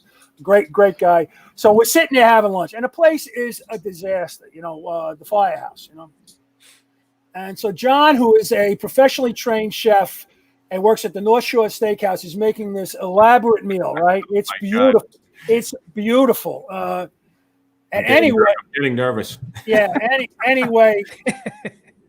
We're sitting there. He calls dinner, right? So everybody comes down. We're sitting there now. He's putting everything together. You know, he's very professional, you know. And all of a sudden you hear somebody flushes the toilet upstairs. The ceiling tiles blow out downstairs. Oh, my God. All over everything. Oh. I pick up my meal. I'm almost crying, you know. I'm just throw it in the trash. It was, I just said, I'm in. That's it. That's the rat house. Call me the rat house, right? Yeah. I'm in. I had great guys there. I had the best chauffeur in the firehouse, Dennis Dowdikin. Great guys, you know, my groups, Mike Manza, Dowdikin, you know, just worked with absolutely terrific people, you know, and it was a lot of fun. And like I said, it was fun working with my friend Ray Brown as the 24 partner before I left, you know. And he's funny. After I go, 113, when we used to interchange with 170, not interchange, we used to relocate to 176 a lot, and 176 used to relocate to 113 a lot. It must have been in the computer somewhere. So anyway, they painted my locker before I moved into 176. They got relocated. They stole all the candy because they had candy in the commissary. Famous for all that stuff. So they paint my locker. They paint, you know, good luck, but they painted good luck in the locker, you know. So Vig is furious when he comes in, and he's like, he's going nuts. You know, I've never seen him like this. You know, no shit. Yeah, he calls up Ray Brown. You know, and again, Ray's a good friend of mine. We carpooled to Proby School together. We're very good friends, and you know, he's reading him the riot act, Lieutenant. You know, this and that. You know, and I go, John, take it easy. It's not a big deal. I got along with everybody there, no problem. You know, so it was just that's, you know, they're breaking your chops. It wasn't disrespectful. It was fun. They love that stuff. Yeah, absolutely. You know? They used to steal everybody's clocks. I mean, we talk about, you know, be posted time on the wall. They ate on a ping pong table when I would, you know. They ate in dog food dishes. Yeah. You got your meal in a dog bowl. So, but it was I think that was the only place that was kind of dirtier than 291. It had its moments, yeah. But you know what? I'll tell you what. Looking back on it in hindsight, that was a great area for work. Not only for the amount of fire duty, but the variation of buildings. Right, there, the quality of everything. Yeah, they have everything there. Brownstone, they have everything. Queen Anne's, a lot of Queen Anne's, a lot of. You know, nobody associates big H types with Brooklyn. That area is loaded with them. You know, a lot of commercial, but a lot of real scary commercial buildings, like on Flatbush Avenue and Rogers Avenue. Yeah, Flatbush. That one fire that Warren talked about on Remsen and Remsen and I forget the cross street that he talked about. You know, he transmitted the second alarm because everybody was down. And that was true. Right. I was at that fire. I wound up jumping off the roof in the rear with Billy Carver. No way. Yeah. Jumped off the roof. It's like a one-story setback. That's where the fire was. And Chief Gallagher was in the 4-1. Thank God he started pulling everybody out. He gave like an urgent message: get out, get out, get out. And luckily, Billy Carberry, again, a very sharp, very tough firefighter. We were down off the fire escape in the rear, from the second floor. I went through the second floor. I left my cameraman Timmy Fiore from the engine up in the window. We come down. And I want to go to the back to see if there's anything, and it's anything coming out of the back, and it's just lazily coming out around an air conditioner. It's through the roof, through the wall. Nothing. That's it. So I give the report because that's where Chief Gallagher sent me. And I'm coming back, and Billy, I didn't tell him to do it. Billy's taking his razor ribbon around this whole thing, right? It's like a prison. And he takes the thing, and all of a sudden, Chief Gallagher starts, urgently, get out. Now, this is the coolest cucumber on the job, Chief Gallagher, and he's, you can tell he wants everybody out. And all of a sudden, we move over right to the edge of the roof, right by, but it had a little parapet on it, and the whole thing exploded. I mean, I've been to 3 hardware store explosions in my career. The whole thing the roof did like a trampoline kind of thing, boom, and then fire started coming up. The building is still there, though. I looked it up online because of that. That building is still, I don't get it, but I think the setback probably was rebuilt. But anyway, a lot of guys got hurt because what happened was the gates, like 2 of the gates were up, but it was like Father's Day. It was like 2 stores interconnected, and the gates came out like a sail, and got everybody who was standing in front of the building up against the rigs and everything. And there was a bunch of guys hurt. And Warren transmitted the second alarm for that, I thought the OV from 147 was this guy Paco. I thought he was dead because, I lost track of him. We had to go. Billy's looking at me, and he said later on, he says, all of a sudden you were like doing a somersault, and right into the backyard. And I broke my foot, but the only thing that really it would have been like numbers up, like nice. 10, 9.8. The big guy did a 3, whatever. But anyway, they picked it up on what Rodney Dangerfield did. What was the jump that Rodney Dangerfield? Oh, the triple Lindy. The Romaine. About that area by 113 too. It's all occupied too. It's a shitload of people in it. There's not too many vacants there at all, man. No, and we used to call it the E word. You never said it. The Ebbets Field is there. Most of it's there. It's a mess there, right? And we used to say, don't say it, don't say the E word, because then we'll be going there. And, it's a mess. It's not a public house. I think it's like a Mitchell Lama project. So it's not a project. It's like working people in there, but it's not maintained. Right. I had a job. It wasn't really a great job, but it was a job on the top floor, which I think is 23 there on the one building. Both elevators are out, and they normally had one elevator in service. But both elevators are out, and we wound up walking up. And that was very common there. What we used to do is we used to strip a guy down. We had some of these guys were like athletes. They were terrific. And I remember one of the guys I worked with, Barney Duffy, and keep your sneakers on, and just take a radio and a Halligan and just run up and let us know what you got. I don't want you to do anything. Just run up and let us know, because it's going to take us 10 minutes to get up there. To walk up. Yeah. And as it turns out, this one's like 5 o'clock in the morning. We find the elevator on the way up. The guy is delivering newspapers. He's got the stack of newspapers, they're like in a duffel bag, and he leaves it in the elevator at the threshold. And right, he keeps the door open there, and he just goes back up. Right. Yeah. We're like, you're killing us, literally. Literally. Yeah. So funny, I passed there today, Ebbets Field. I was in Brooklyn. Still a shithole. I was going to say. I had a shoot there, and it was, nothing's improved.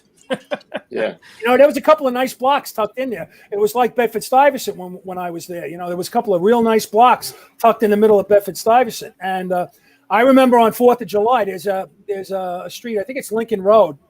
They call it Doctor's Row. It's all big Queen Anne's. And they're very nice. They're really beautiful buildings. All doctors, and obviously Doctors Row, but it's all very well kept. Get a job in there on 4th of July. Again, used to be the busiest night in the city. I thought that'd be coming back, but so pull up, can't even get through on the radio. The guy, now you talk about there's guys that have ridden with us. There's guys I know from like Pennsylvania, Brian Hendricks, that used to ride with us in 176, and guy, can you imagine being a guy like that riding with us, or Jeff in 111, and they're riding with us, and I hand them the radio and go, transmit at 1075. Just like, and that was true. It was a bottle rocket in the Eve, and so Queen Anne, a bottle rocket in the Eve looks like nothing, right? We get up there, it's like right here. There's no smoke. I remember one of the kids in 249's got the nozzle. I think he's a battalion chief today. Great guy. I go, you should put your mask on. And he's like, I know when to put my mask on. I go, sure you do. So, Of course you do. so Ain't telling him. Needless to say, we pull the ceilings. Ripping. Everywhere. Guess what? When you have that nozzle, You can't put your mask on that fast. you can't Yeah. put your mask on. It turns to shit. Yeah. But he knows when to put his mask on. He does now. Yeah. Now he You does. need to learn it one time. Exactly. We all learned those lessons. Absolutely. I remember crawling into Captain Tersolino's boots when I was a probie with my mask on. Here's this man, a World War II vet, standing up with no mask on, and just go, son, can you hook the ceiling? You feel like Yeah. Coward did that to me too. Did he? Oh, I had the can, and he's like, "Go ahead, start hitting it." And he knew I was going to start hitting it, Right. and it was all going to come back in my face. I didn't have my mask on, and I had to put the can down. I couldn't even. I thought I was going to die. He was laughing. Yeah, sorry, No Captain. problems with Yeah. yeah, man. Patty Lee's throwing a can down the hallway on you. What the hell? That's why. That's the way I am. I'm very angry. No, I hear you.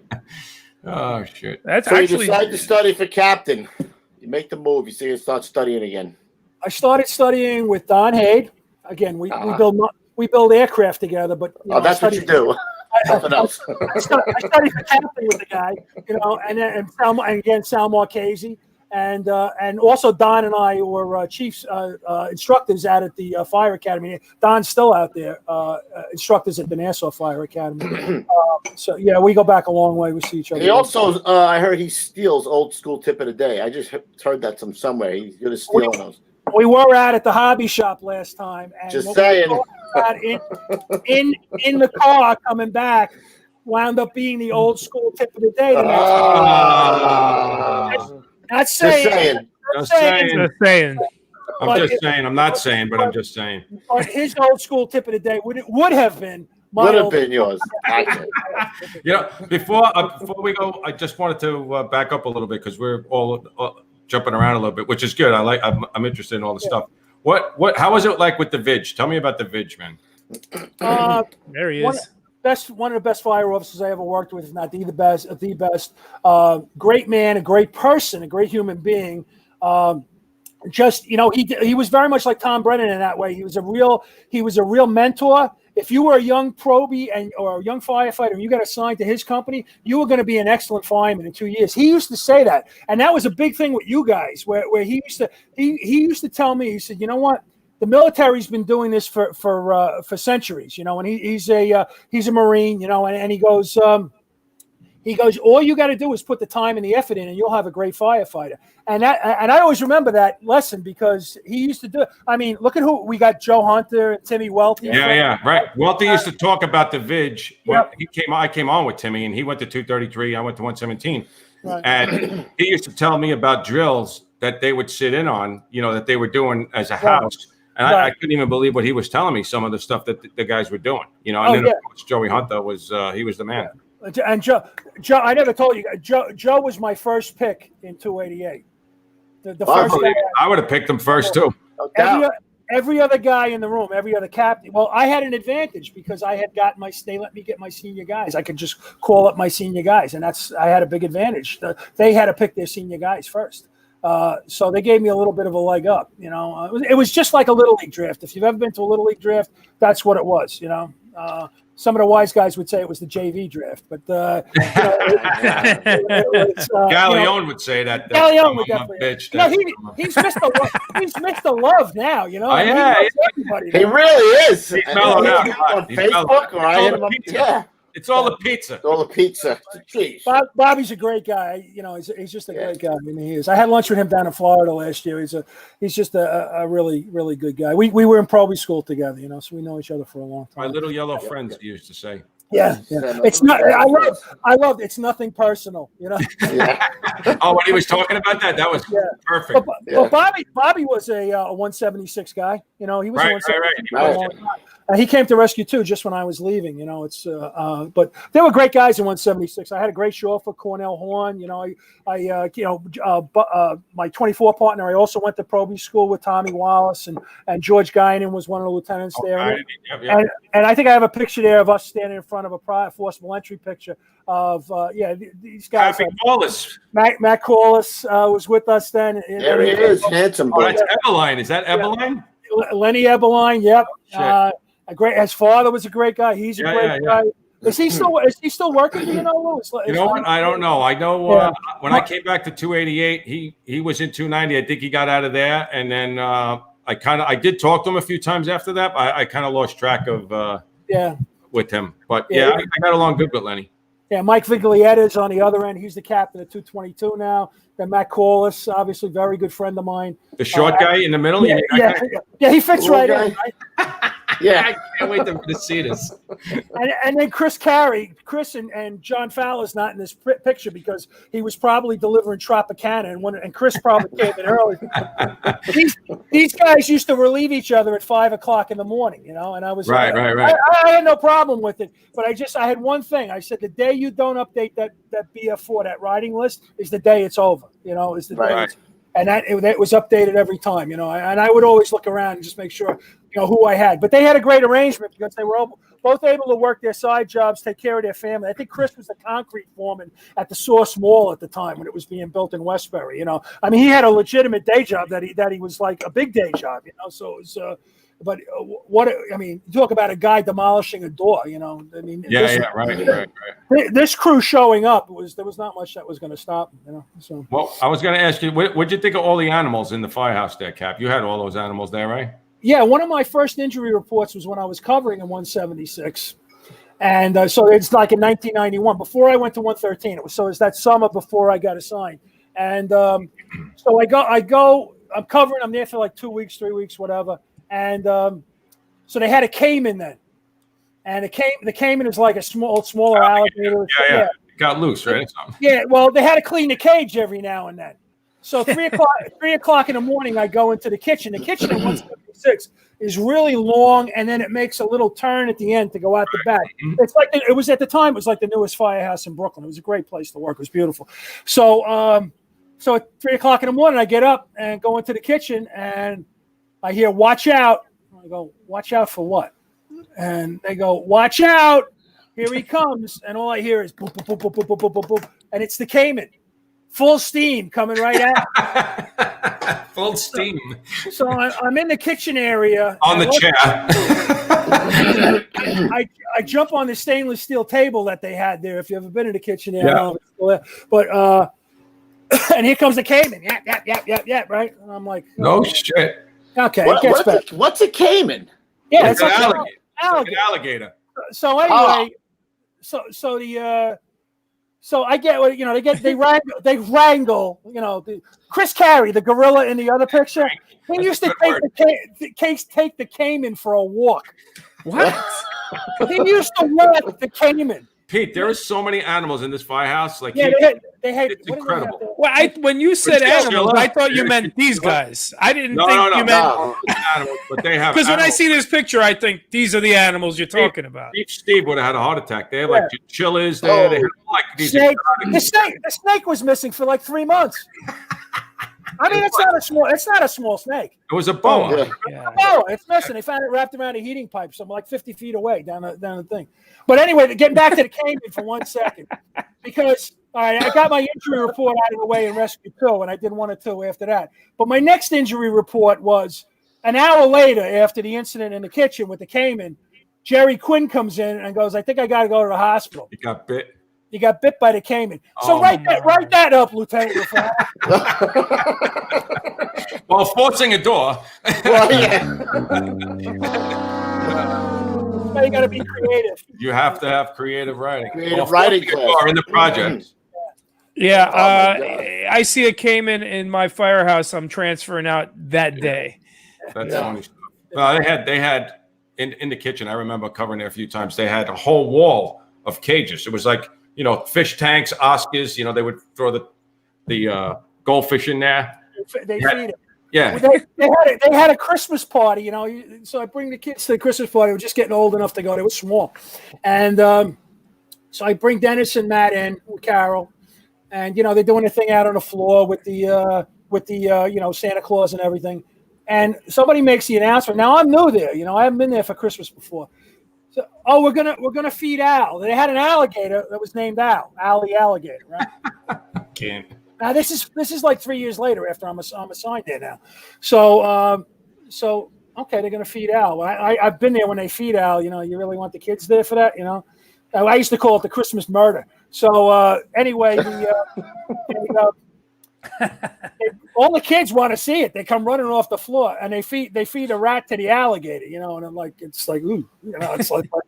So my kids to this day, Dennis and Matt, they still talk about the alligator. During the Christmas parties. That's funny stuff. Vince used to have a lot of stuff like with dignitaries and stuff, and come to the firehouse. And one day there was a guy that came to the firehouse with like a deputy commissioner or something, was driving as a fire marshal. And I don't know, he did something out of line with one of the senior guys, like he parked the car blocking the rig or something, you work down there, Lou. We don't joke about that, So anyway, so one of the superstars takes the guy's keys. I like it. Puts him right in front of Al's nose. Oh my God. So the guy comes in, it's time to leave. I go, there are your keys. Go get him. Go get him, Charlie. I'm still trying to find a correlation between Christmas and feeding the alligator. Yeah, it's all about culture. Hey, Merry Christmas! Let's see an alligator devour a rat. Eat it. That's because they only eat once whatever they're eating. A lot of those things only eat once a month or something like that. So they wait for all the kids to be there to feed it. Oh, and they make sure it's good and hungry too. Oh yeah, no doubt. One day I'm there. It was with the alligator again, and Vidge has Channel 5 News coming in to do like Good Day New York from the firehouse. Right? Good Day New York. The whole show is from the firehouse. Oh my God. Yeah, right. So, I know they're running that satellite cable out the door and everything like that. It's a whole what to do. So I hear I'm in the office. We had a run, came back. I said, you know what? I can get like an hour and a half before they get here, So the office is right by the front door on 176, right by the Atlas Watch. So I'm laying there and I hear something. Oh boy. I hear like a little bit of a ruckus, and I'm like, I open my eyes and I had left the TV on there's a little TV over the bunk. And all I see is, it's like I'm half asleep. And all I see is the kitchen, and it's a close-up of Al, the alligator. So they're already in the firehouse. They're in, he can probably tell you, they were in like at 4:30, 5 o'clock, and I wasn't expecting them that early. And oh yeah, morning show. So the camera guy, Pete's there, and he's like, "Oh, this looks interesting. Let me focus." He's walking around. Yeah.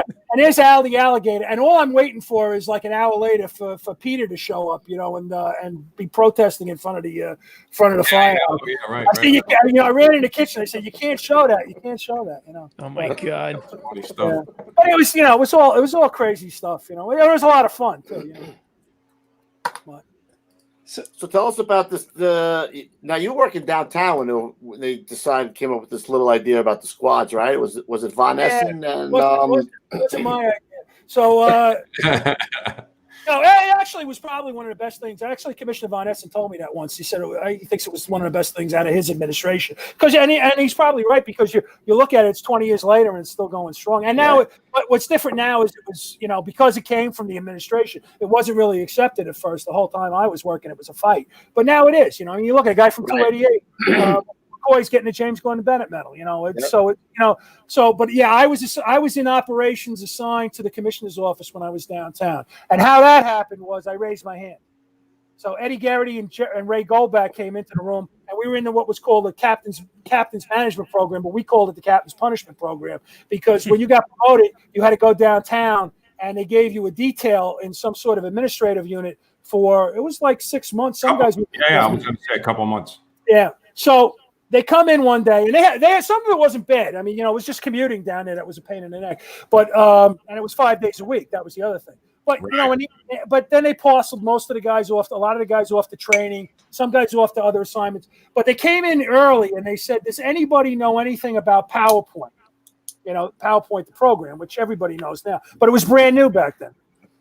So they introduced me to a fellow from 17 Truck, Joel Kanaski, who later became one of the senior guys in Rescue. Right? Yep. And you knew after like 3 sentences, this guy's a superstar. You know, he just like he's got it down. He's so freaking squared away. I think he was a career firefighter down in maybe Alexandria. I think in Virginia, and I could be wrong. So great guy. So what they were doing in 17 Truck was they were taking a digital camera, again, brand new technology at the time, photographing their buildings and doing drills in the firehouse on like the TV in the firehouse, or on the computer in the office. That's crazy. That was state of the art then. That was cutting edge then. So I had just done. I had self-teaching myself this. At the time, it was all brand new, you know, computers and the internet, and the internet wasn't really even a functioning entity at that time. It existed, but nobody was on it. And so anyway, Joel taught me how to use the digital camera. I started learning how to use PowerPoint. I had already done it once, so I still wasn't very good at it. And then I got better and better at it. And then, you know, the equipment got better and better. It was very cumbersome at first. Things were still on floppy disks, you know. Right. There's no such thing as a USB serial port. And I know to a lot of people that doesn't make any sense. But you know, I used to say down there they came out like this giant floppy disk. It was called a zip disk. It changed my life because I could put like 100 photographs on it. You know, because myself, and then I recruited Brian Hickey, who I worked out in Nassau with. Right. Because I gave the presentation with I did on building construction to the staff chiefs. So you can imagine this. You're a newly promoted captain, brand new captain. I didn't even have captain's bars on my uniform yet. Somebody pointed that out, and so I'm giving this training to the chiefs, to you know, like guys like Pete Gansey, you know, and Chief Nigro there. You know, all these guys are there, and they go, yeah, that was pretty good. You should, you know. And then I asked them, they didn't have a lot of input. And I said, I really could use some input here. So they started kicking things in, and then they sent me over to see Chief Dunn. And Chief Dunn gave me a load of information that he would like to see it. And I did it on building construction so it would be applicable for every company, no matter what. Everybody's equally affected by building construction. So what it was is I would go out and I would take pictures of let's say Squad 288's area, and then I had places in this program to plug them in. It's a bowstring truss building. It's a Class 1 building. The biggest thing was Class 2 buildings because I had never really had any experience with Class 2. And Chief Dunn was a real gentleman. You know, first he gives me I think I went with Brian Hickey. He gives us an autographed copy of his book. He goes, oh, I'll show you. He takes us to the Ansonia Hotel in Manhattan. He takes us to Macy's Herald Square, which I wind up, 15, 20 years later being the fire safety manager during the rehab. Wow. And so he takes us in and he shows us this is how you can tell it's Class 2 construction, which I thought was very interesting. A lot more of those buildings out there than you think, and there's some real hazards with them. So, but anyway, so we plug all this stuff into this training program, and we go to your firehouse and we deliver it. So now you're not seeing a generic building. You're seeing a building that you're first do out or second do out. So, and that's how everything is done now. But back then, it was all brand new, and they thought you were a genius if you knew one more keystroke on the computer than they did. So it was. So you were like guys weren't opening their emails until like 5 years ago, right? I mean, one of the guys used to say we went from carbon paper to Pentiums overnight. Yeah, right. And we lost a generation of fire officers because a lot of the old timers left. Right, they left. They didn't want to deal with it. Right, you're right. I'll do a fire report, but I'm not getting on that. I agree. And now you walk around with one of those in your pocket. Yeah. Think about everything you have in your pocket right now. Yep. But so I'm working in that training assignment. And Eddie Garrity and Ray Goldback again. Eddie's the executive to the commissioner, and Ray is running the captain's management program, if I remember correctly. And Commissioner Feehan at the time, Bill Feehan, was involved with it too. So anyway, I'm going out, and like I tell everybody, you guys have heard me tell this story before. I'm out and I'm doing my 2 drills a day every day because the commissioner wanted 2 drills a day every day. Allegedly. So Brian and I made sure we got out there and we did 2 drills a day. But actually, we came down late to headquarters. We walked around the 6th and the 7th floor so everybody saw us, and then we had lunch. And then we went out and we did the drill somewhere between where we were on the way home, right? Hey, Cap, not to interrupt you, Joel Kanaski is in the chat. Is he hot? He said, "Hey, Cap Murphy, I owe you for sure." Yeah, I owe you, pal. So yeah, for sure. What a great guy. Just a really nice guy, you know, and great career. So Joel, hope you're doing well, man. So anyway, getting back, I'm doing this training gig, and so one day we're out doing it. Brian, then they split us up. We did it together for a while. Then Brian went and did his own. I did mine, right? And so I'm on my way home. I remember exactly where I was. It was by Kennedy Airport. It was pouring. It was a monsoon out. It's a little early to be heading home, if you know what I mean. You know, my phone rings, and it's Eddie Garrity on the other end, you know. So, I mean, I know Eddie a long time. Great guy, you know, rest in peace. You know, worked with his brothers, both of his brothers. And so he goes, the boss wants to see you, meaning Commissioner Von Essen, right? And I'm like, this cannot be good. One drill's catching up with you. I knew this was going to be a problem. So anyway, like he wanted to see you now. Like he wanted now. Oh, that's gracious. So now you turn back in a monsoon. What's next? The mayor wants to see you. I mean, oh my God. Like. So I turn around. It takes me like an hour to get back there. They wait, get a parking spot downstairs. You know, I'm like, I go up. I'm just like, you know, all right, you know what? Just admit it, and then you know, it's either admit it or the only saving grace we had started doing it on the weekends. Brian and I would alternate it on the weekends, and we were pushing a ton of companies through it on the weekends, and we were getting tremendously positive feedback from the company. So. You know, as Eddie Garrity said later on, he said, you put a program together, and not to blow my own horn, but he said, you got something up and running in 30 days. That doesn't happen in the New York City Fire Department, you know? So I was kind of in good graces down there at the time, you know? So I go up in the elevator, I get out, I walk in a conference room down there, and I'm walking the conference room, open the door opens up. There's the Commissioner Von Essen, Bill Feehan, the first deputy commissioner, Ray Downey, Pete Gansey, Ray Goldbeck, Eddie Garrity, and I'm like, I go, I'm here, you know, and fired. They go sit down. So this is that's good, Kim. Yeah. So I'm like, this is over, man. I'm going to be in captain's management until I'm 90, man. So anyway, and they don't know any of this, right? They have no idea. So they go sit down, and they go to me. Commissioner Von Essen goes, "How come you didn't try out for the squads?" I go, "Because I was always told the squad was an engine with a roof rope. You know, when I was in 111. You know, I'm like, you know, I had no idea. I never worked in a squad. I didn't. And believe me, I had a lot of respect because when I was in Rescue 2, squad, I didn't know anything about Squad 1, really much at all. And then when I was in Rescue 2, I worked in Squad 1 a few times, and more importantly, when I was in Rescue, when I was in 113 and Rescue 2, I worked with them when they acted as an engine company on a number of really hairy fires. They're an excellent, and still are excellent company. So, I mean, I was telling that obviously in jest, but so they're going, "Why didn't you try out?" I said, well, you know, and what I'm thinking in my head is nobody gets a program up and running in 30 days in the New York City Fire Department, but I don't say that out loud. So what I'm thinking is, you guys owe me. You know, you owe me already. You owe me. You owe Hickey. You know, so you know, not that, but that's how it works. I mean, you guys know that, right? Yeah. So I mean, and look where Brian wound up. I mean, look, exactly. Brian tried out, and he just didn't. You know, he wanted a certain squad, and that was it. Right. So and he used to ask me, "You're not trying out for the squads?" I said, "No." You know, so it's just because I figured, you know, I'll if I can, I'll weasel my way back. I'm like they actually have a name in personnel for guys with like careers like ours. Like they call you a homing pigeon. Just keep going back. Remember Larry Andriola or something? Bobby Gallione worked with him in 176, and he a great guy. He's in charge of personnel. He was down at the personnel desk, and he offers his assignment desk. And he said, "Yeah, he looked at my thing one day. He goes, "Yeah, you're a homing pigeon." I go, "I'm a what?" Just keep going back to Brooklyn. Goes, "Yeah, you worked in like the same 10-block area your whole career." You know?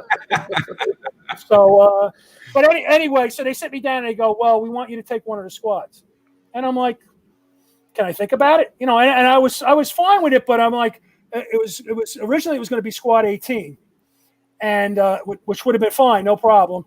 Bill Feehan sitting there. And I had gone hat in hand to him when he was chief of department, Mr. Conway got me an audience with him to, and there's a whole story with that, but I can't tell it now. So he knew I wasn't particularly thrilled with commuting to Manhattan.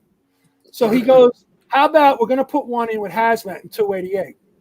I said, can I think about it? So I went home. So on my way home, my phone rings twice. It's Eddie Garrity, and Chief Downey grabbed me, and Chief Gansey, and so Eddie Garrity calls me on the way home, and he goes, this would be very good for your career, and all, it's like, yeah. So and then Chief Downey called me, and Chief Gansey called me, and it was like, okay, next day I go, okay, I'll do it, So, and then it was all in, it was like, it went from being, I had a nice routine, where I went in and did, and now I'm like, all I am is on the phone and I'm recruiting, and you look at, it was a fluke how the whole thing came together. It was a complete fluke, Right. I called but not all that, what you just said. I didn't know all that. Yeah. Oh, it was a scary experience because, I thought like I said, I'm going to be in captain's management until, Yeah, forever, right. Exactly. I'll be a battalion chief. When does this phone call take place? Like, so if the squad's formed in like May, you're talking about what was like in April, maybe 2 weeks before. Oh shit! Oh, really? That short of time? I saw you, Lou, right at the tryout. Yes. You were there at the last day of the tryout. Yes, correct. Me and Corrado. Yeah. You know how many days of the tryout I saw? 1. That's it. It was 2 weeks. It was 2 weeks. I saw what? Hey, there's that number again. One day. So again, like I said earlier, Terry Hatton and Jimmy Ellison Sr. were very, very helpful in helping me out. And these guys are good. This guy. Right. But if you look, a lot of you guys were there on that last day. I think it was you, Corrado. Norton was there. Cheeseman was there. There was a bunch of guys there. I remember we were all there at the same day. And then I saw some of the other names that I knew. But the thing that gave me a big advantage was I was able to bring it because they said, because you came in so late, you were the only guy that came in late. We have to give you something, so you can bring in, I think he said 8 of your own guys. And that's where the senior guys came from. It was a big number. I mean, if you think about it, it's a 30-year company, So, yeah. Look who you picked. Jerry Murphy, right? Yeah, and how that happened. You were talking about Ronnie Geese last week. Ronnie was one of the first. I got a hold of the officers first. Vinny Ungaro was a key phone call. The guy upstairs, and I don't mean way upstairs. I mean up my first floor. Yeah. The guy upstairs calls me along with Bobby Austin and says, Vinny Ungaro might be interested. He's in 8 truck. And Pete Gansey had sent him to 8 truck after the Watt Street fire, from what I understand. And so anyway, he was looking to go to 176. And I didn't know this. Bobby Austin just told me this recently. But he was in the firehouse. And I remember Chief Gansey saying something. I think Ray Goldback might have told me that he was upset because he didn't get like when they have a transfer order, they the chief gets so many picks, and he didn't get the number of picks, and like Vinny was supposed to go to 176, as far as Chief Gansey was concerned. It didn't happen. And Vinny came into the firehouse that day. He was very upset. Came into 111, on his way home or something. He was upset because he didn't get 176. I think Danny Murphy might have gotten it. And so anyway, make a long story short, so when I call Vinny, he's on board. He's on board right away. And then I knew Tony and Timmy Kelly from a ROCO high angle rescue course that I had taken out on the island. Yeah, Tony and I were students. Timmy was one of the instructors. He was one of the first instructors in ROCO. He had just gotten promoted, so he was basically just starting bouncing. And all three really. I mean, we could. The whole crew was really. Belisari's a certain. He had a certain way about him. Timmy Kelly had a certain way about him. And Garo. Garo ran around with that camera, right? You talk about you ran around with that camera. When we first became the squad, that's all he did. Yeah. He went into factories. He would take pictures of the open web steel joists. He would go, take pictures of Fox locks. He would take pictures of. He was taking and then come back. He had the 5-gallon pail full of locks too. Yeah. He had the 5-gallon pail full of locks. Yep. You had to take a lock out, talk about it, figure it out. How would you take? So the other thing about the squad 288 Cap was that I think out of all the squads, they only were keeping one original guy. So you had to fill Yeah, the we entire. have 24 new guys. I actually feel bad about that sometimes because, like Phil McArdle, who I became friends with after we were there for a while, and everybody, not everybody, but a couple of guys told me, a guy in the commissioner's office actually told me, you're going to knock heads with this guy. I mean, we never knocked heads at all. He was a home run. They were upset, because their friends left, and I fully understand that, and it sucked the way it happened. But, I mean, that's not our fault. I mean, we didn't do that. Like I said, it wasn't my idea. So you got to make the best of a bad situation. And I absolutely know now that there were a number of guys in Engine 288 that would have been great in Squad 288, But you got to understand, you guys know the situation. I'm coming in at the very last minute. I don't know anybody, and I've got to make a decision, and that's what I did. In hindsight, if I had known more, if I had seen these guys or maybe been able to reach out to them. I mean, look at Frank DeRopp. Frank DeRopp would have been great in 288, I mean, he went across the floor to I actually asked him to come back, after we were there for a while. Really? But, yeah. But, I mean, here's a guy, he knows the neighborhood like the back of his hand. I was just going to say that. In that wacky neighborhood is a guy who knows the neighborhood drives. And we're going out and getting lost at the first corner, so it's just, 62nd. And you know what? His son is in 290. Oh, yeah. I know he had kids on the job, right? Yeah. His daughter is in 324. All right, that's right. Yeah. I think his wife. I think Carol is on Facebook, and she's posted a couple of things about the kids. Yep. So some of the guys you picked, Billy Quick, take a little roll of the dice there. Yeah. No, I was asked if I would like to have Billy Quick, and I said sure, because I knew Billy from when I was in rescue. I thought he kind of got. I know he was high maintenance, but I thought he kind of got a little bit of a raw deal there, And no doubt. But anyway, but then when he left, I really, again, I didn't really have much of a choice. I had to back my lieutenant up. Yeah, no doubt about it. We talked about that. Right. You know what? He was a heart. He was a lot of heart and soul for the company. He really taught us a lot. And even though he was a little bit of a goof, sometimes he loved the job, and that oozed out to everybody. It really did. There's nobody on the job that you'd want coming after you if you were in trouble. All the time. Other than Billy, I mean, Billy Quick. Yeah. Smart. Yeah, no doubt. Probably got you in that mess. There's a good chance he got you in that mess. But he was coming to get you. No, he was. We always talk about that, Cap. When you had, when he had to leave. You had no choice. He made it no choice. You have to do that. So how does the rest of the pick go? You said it was like a baseball pick, right? You sat around with the other captains of the squads. Yeah, but I had a little bit of an advantage because I was able to pick senior guys ahead of time. So I mean that's the family. Yeah, that's the first day. Yeah, I mean, you look at that picture, it brings a tear to your eye because so many guys aren't here anymore. Killed on 9/11. But there's two guys here. Cry. Where's all my hair? I lost all my hair. Yeah, you had the whole flop going on there. Yeah. I mean, and then you got Eric Allen who went to Squad 18. Right. Yeah. He got killed. You got Brian Sweeney who went to Rescue 1. He got killed in Rescue 1. Petey Brennan was in Rescue 4. He got killed in Rescue 4. I mean, guys. John Ielpi, I worked with his dad. His dad was a mentor to me, when I was in rescue.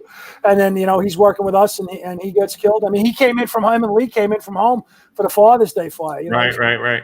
I used to say that when the box would come in, they're giving us 3-2 squad and the Ielpis, That's true. That would be Quickie too. They would definitely always going. Look at Quickie standing there. Yeah. Just a barrel. He stood out, man. Vinny isn't in that picture. He was in the other pictures from there, but he was. I think he was with Diane and the kids there, I believe, that day. And is that right? I have a nice picture of him with the kids. So we got a picture of the office there, Pete. Say again. This is when they christened the rigs. Oh yeah, they christened the rig. That's right. That's what that was at Metro Tech. Yeah, that was down at Metro Tech. Yeah. So that's Lieutenant Belisari's on the left, Lieutenant Angaro. Lieutenant myself and Timmy Kelly. Yeah, great guys.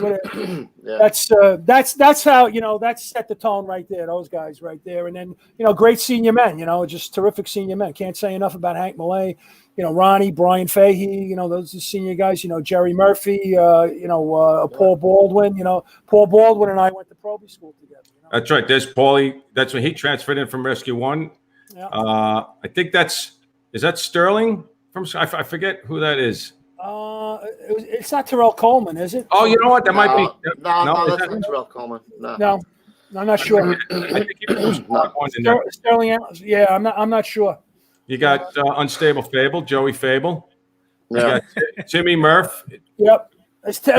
Timmy's still working, I think. Still at right? 235. 235. Yeah. And, Yeah, that rig was fast as hell, wasn't it, Cap? That Mac we had was quick. Wasn't it fast? Do you remember my friend Artie White, Big Artie, coming in from the Volleys? He was the mechanic out in the Volleys with that. He disabled the governor on it. Is that what happened? I'm at something. I don't remember what. I'm at something. Yeah, you guys. I never told you, but I'm at something. And Eddie Kilduff, Chief Kilduff, he's like the Brooklyn Borough Commander then or something, And we thought he was going to get 111. He wound up getting 112 as a lieutenant. And great guy, terrific man. And so I see him at something. Hey, can I talk to you for a second, Murph? And he comes over. He goes, "What is with your rig?" And I go, What's with the rig? I don't know. We get in it, we go. He goes, no. He says, I'm in the theater with my wife, and he lives in Bayside, right? He used to my side job. He used to 10 bar, so we used to visit him every now and then when he covered through 111. So he goes to me. He goes, so I kind of know what he's getting at because I figured he had to be at something that we were at, and he goes, no, I was behind you the other night. I was coming from the theater with my wife, and he goes, I've never seen a fire truck go that fast. You lost me. He said I was. Oh yeah. He said I was doing 70 and you pulled away from me. Yeah. We said it the other day. Quickie used to drop the booster before we left the quarters. It would be like as we were driving, you just see like a sheet of water, And also, hold on, Cheese said that is Sterling. Oh, okay. Yeah. It is Sterling. Great. Yeah, that was a fast rig. It was hard to put stuff on it, though. It was like stuffing 5 pounds of shit in a 2-pound bag. But we found places for it, right? Yeah, and a lot of the stuff that we had, raising the hose bed and stuff, the whole job adopted that after we did it. Some of those, the compartment over the tank. Nobody had originally. We had that put on. That guy Otto down at the shops. Right. Otto. We used to do a lot to the rigs, so they liked us. Well, I used to write letters and say thank you. And it's just it was that was another John Vigiano thing. Always acknowledge people that do the right thing for you. Right. Yeah. Awesome. Well, I do have to say one thing. There's a very rare instance here of a very special someone we all know. Look, he's smiling. Yeah. Oh, he's actually smiling. What?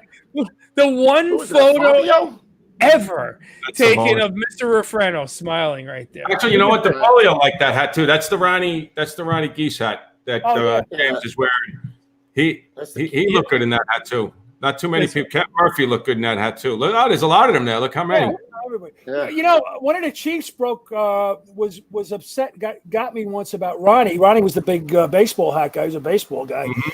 Ronnie Geese. Remember we did the sea birth drill with the Marines down at the Rock. I still do that. Yeah. Yeah, and I remember Ronnie was wearing it. Like he always did, wore his baseball hat. And I mean, here's a guy. He's the most squared away guy around. And I forget one of the Chiefs who got in my face about it, but I was like, "This is what you're worried about?" I mean, it's baseball hat. Yeah. It is what it is. I mean, he doesn't know the guy. He doesn't know what he's like. Just some things are not working. Guys keep asking in the chat if you actually liked Lewis and I. Actually, I did want to ask a question about that. So you were the boss man. And you had these two guys in there. What was it like running the show with these two guys, in your crew? We were young. Well, it's like, when you're an uncle and you've got a couple of special needs nephews that hang around everywhere. That was kind of, him. Neary is definitely in that group. Oh, Neary, yeah. Neary is definitely in that group. Right. And and then it was Timmy Regan from Hazmat Junk. Right, Regan, right. You could tell he was a wild man wherever he came from, because what were have you ever showed them the superhero characters? They did see one picture quick. Maybe they did. Maybe they did. I don't remember. Yeah, for the Halloween, right? You were in tights or something. Yeah. Oh, Right. my God. That wasn't Halloween. That was a normal daily event. That That was like February 4th. That's it. We just yeah, regular. I was Normal told day. allegedly that it was for the Halloween parade or something like Yeah, that. no, not at all. Do you remember when Neary used to crap in a Yeah, in the bucket. paint can? Yeah. Yeah, we had almost we had a whole episode on that. Allegedly. He would crap. He would shit in places. He would come Let me out. tell you something. Dude, we were sending 270 one year because they sent us the old Burt Christmas card. You remember? So Neary goes, "Let's shit in a and send it to 270 through the bag." I'm like, "All right." He goes to the bathroom and he shit beaker, a test tube. I'm like, "How did you get the shit in the test tube, bro?" So we wrapped it up, gave it on Garo, and Garo goes, "Do I really want to send this to the bag?" Like, yeah, send it to the bag. Don't worry about it. So we sent the beaker of shit to 270. Let me tell you something. I just want to let everybody know. You see how we're chuckling with the captain right now? That shit did not go on. That shit did not go on 20 years ago. It did not go on. He, you know, I would go sit in the office every once in a while. You know, we bullshit a little bit, but you know, there was none of this. You know, we were afraid. Funny banter going on. Yeah, there was no funny banter going back and forth. That's for shit sure. Captain, what was your leadership style when you had to roll with guys who would shit in a beaker? Scare the shit out of us. That's what it was. Unfortunately, it was nothing unique. You know, I mean, it was nothing I had seen from the Nuthouse, for crying out loud. You know, Listen, Mike, as long as you got the job done, that was it. yeah, Mike Esposito was great for that in 111 and 214. You know, I mean, they had a contest one day about crapping in a cup down the pole hole one day. You know, oh, priceless! I love it. You know, everybody was down there. Do you remember when I came in for my interview to talk to you? You know, we talked about this. You know, the thing I remember was something you said was that you were from the neighborhood because these guys had vouched for you first, you know, and they came in and they said, you know, we've got a guy that we think would be really good here, and I'm like, sure, you know, I mean, that's how the world goes around, you know, is all these personal connections. Not everybody agrees with that, but I'm a big believer in that, and so yeah, absolutely, come in, and then you were from the neighborhood. And now I was from Elmhurst, which wasn't far away. That was one of the reasons I took it because I kind of knew the neighborhood, but you came in, and the thing that I always remember you saying was, I really want to be here, number one, and number two, I'm not going anywhere. And that nobody had said that, and I was very impressed by that. And you lived up to your word too. I mean, I was very because you could have went anywhere you wanted after 9/11. So I never faulted guys who wanted to go to the rescues. Whatever, but I felt somebody had to stay and pass on the original stuff that you guys passed on to us. You know, so if everybody was gone, who would be left to teach the original stuff that that you guys trained, the culture more than anything, right? That you guys taught to us. Yep. So exactly. I cannot tell you how many times I've said that. You know, when I came back, Kevin basically talked me into coming back. It was 2009.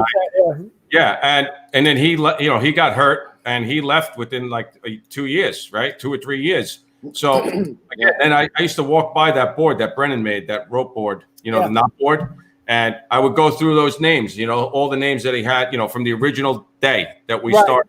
Right. And if I would have looked at that 20 years before and said, there's only going to be one guy who's here looking at these names, if that would be me out of 25 guys, I mean, I would have, you know, and then to look at those names and say, you know, 10 of these guys are going to be gone out of the 25 guys, you know. I mean, start thinking about these things, and I used to make sure that the guys understood what they were representing, you know, and I fought for that all the time, you know.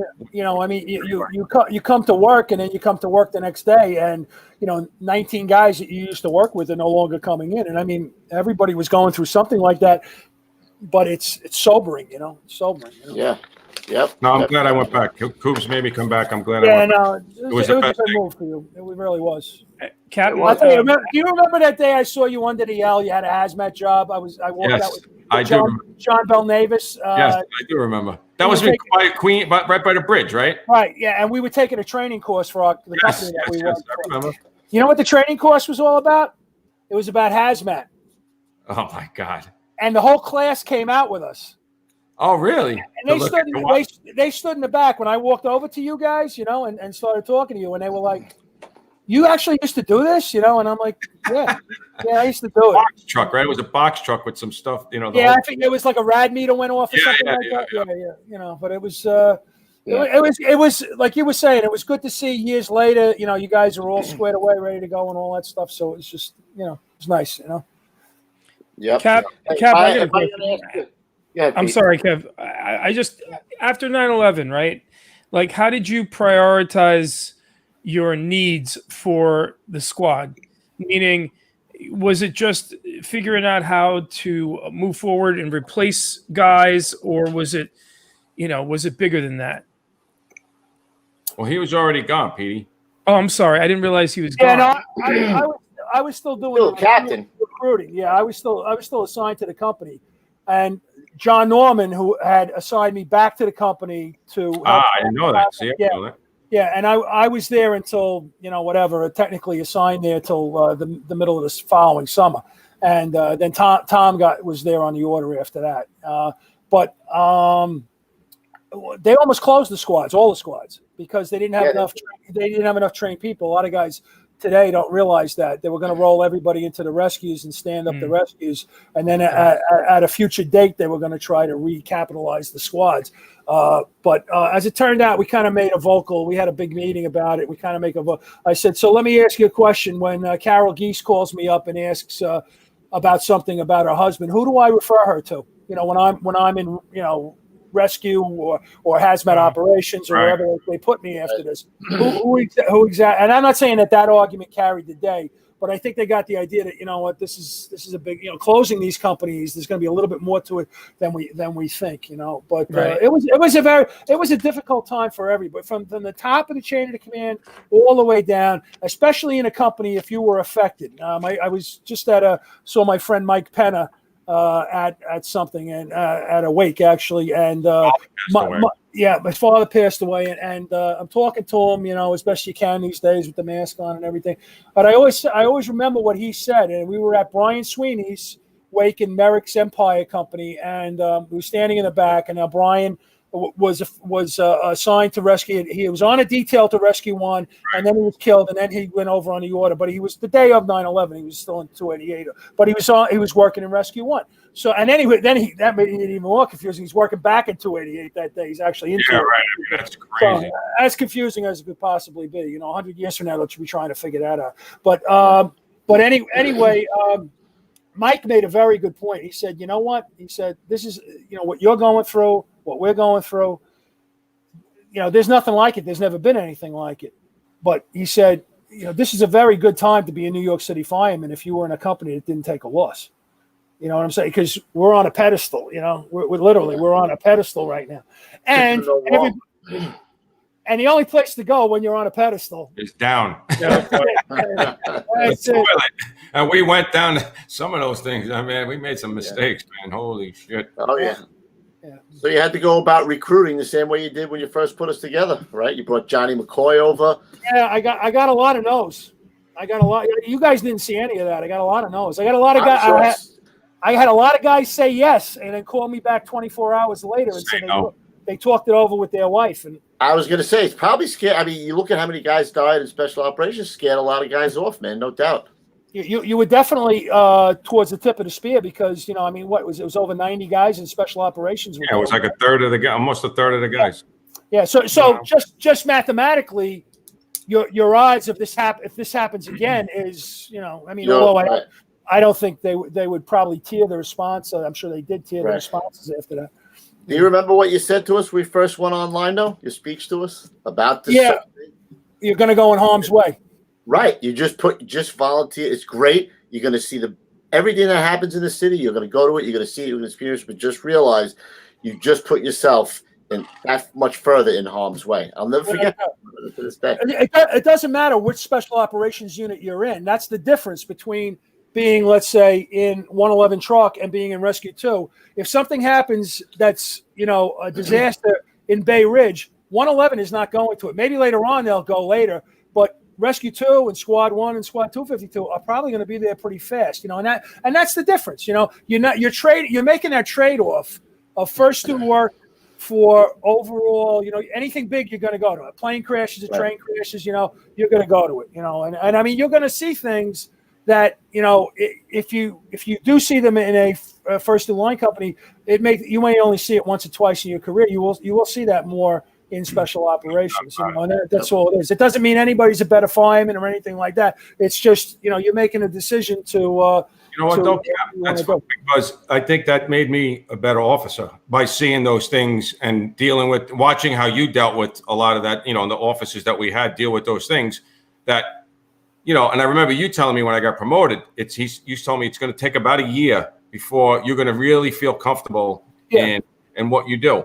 And you know what? It was right about that time where I could say that, you know what, give me any run, and I'm going to be able to, I would feel comfortable in decision making, you know what I mean? As opposed to, when you first get promoted and like you said, you're just worried about certain things, or, most of the time the guys do what they're supposed to do anyway. So you don't have to really. Without a doubt, without a doubt. I always used to say, I think I told you guys this, I'm a big believer in the 90-10 rule or the 95-5 rule, whatever you want to call it.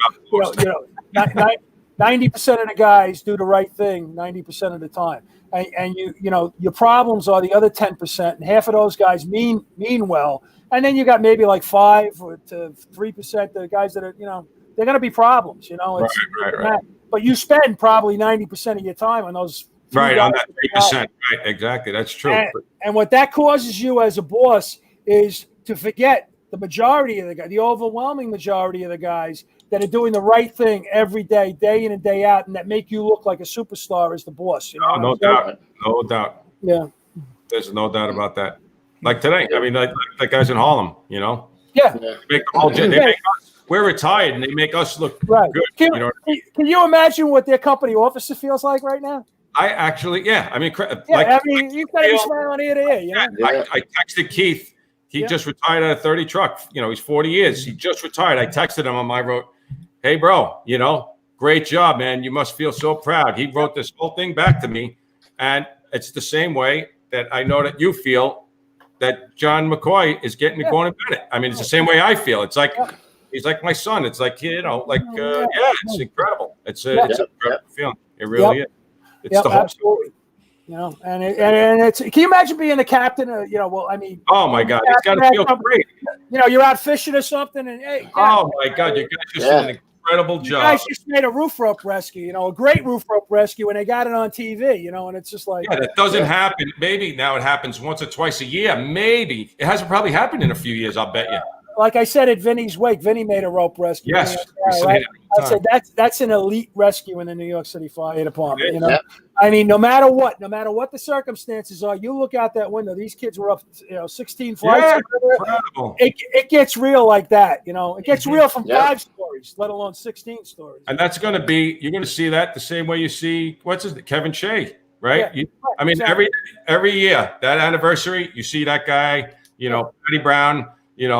You see those guys doing the same thing, and they put everything on a rope, one rope. They need a wheelbarrow push around in front of them. Oh yeah. Unbelievable. Because they have no guarantee of getting back in. That I mean, hopefully that works out. But there's a million things. Well, we talked about that, Cap. Like I didn't know if he went down to the floor below and tried. But as he said, he just ended up staying there. They knocked down the fire, which was great. He kept her there, and then they ended up bringing her in there. Which at least he made that decision not to push it to the next floor, because it's a lot more work to get into the apartment. You got glass now, you got a break. There's a lot of shit that could go wrong. So it was a perfect decision. Oh yeah, man. Great job. Before we got to we skipped ahead to 9/11, Cap. I don't know if you wanted to talk about the Father's Day fire, or if you have anything that sticks out in your mind, that you could share. Just be prepared. That's all you can do. Is there are things like, I mean, that you guys know that are outside of your control. That you can do. You can be where you're supposed to be. You can do what you're supposed to do, and the fire has a say in this. The fire has a say in what's going to happen. And, and that's what happened there, and it was a series of events that could happen again tomorrow. It's a high hazard occupancy. It's a set fire, whether it was deliberately set or accidentally set, but it's still a set fire. you know, it was it's the luck of, it's completely the luck of the draw that you and I are walking around here and sitting here today. You know what I'm saying? Right. So a friend of mine. Let me just say one thing. Not so much. It was your first instincts, because had we gone down those stairs originally, like they were pushing us to. Remember they were pushing us to go down the stairs. And what Murph tell him? Dead. What did Captain Murphy say? He said something like, "Shut the fuck up." I don't want to say who the guy's name was. Now that's when Yeah, the F-bomb. but you know what? With that. That's perfect. Right. That goes right to the point. I've talked to him about that. He's a great fireman. You got to He remember, is. Brian Hickey and I talked about it a bunch of times before 9/11. As a matter of fact, Brian was on my couch on Sunday. He was over my house to visit me the Sunday before 9/11. He just got in a battery. We were talking. He saw BA out too. And so anyway, there's not a controversy with that. That happens. That happens at fires all the time. Yeah, I just thought it was funny because not only did you tell him that, you pulled his face piece off and you're like, "Shut the fuck up." I didn't know that. That's what. I just showed my light in his face. That's Listen, all. a lot of people. I mean, He did right. Even after you retired, you know, guys always said, you know, that job, more guys would have died if Cap Murphy didn't stand his ground because he didn't like what he saw at the top of the stairs when they were going down. It was too late. It was too late. That's what it was. You know, I mean, we thought they were going to get in from the back. That was the plan. That was the move to make. The fire was right behind the door, and it didn't happen. You know, and you know what? I don't know what to say other than, you know what, it happened. We were lucky not to be killed in the collapse. You know, look at Brian Fay. He was right next to us. You know, our good friend, the founding member with us, who had just gone to Rescue 4.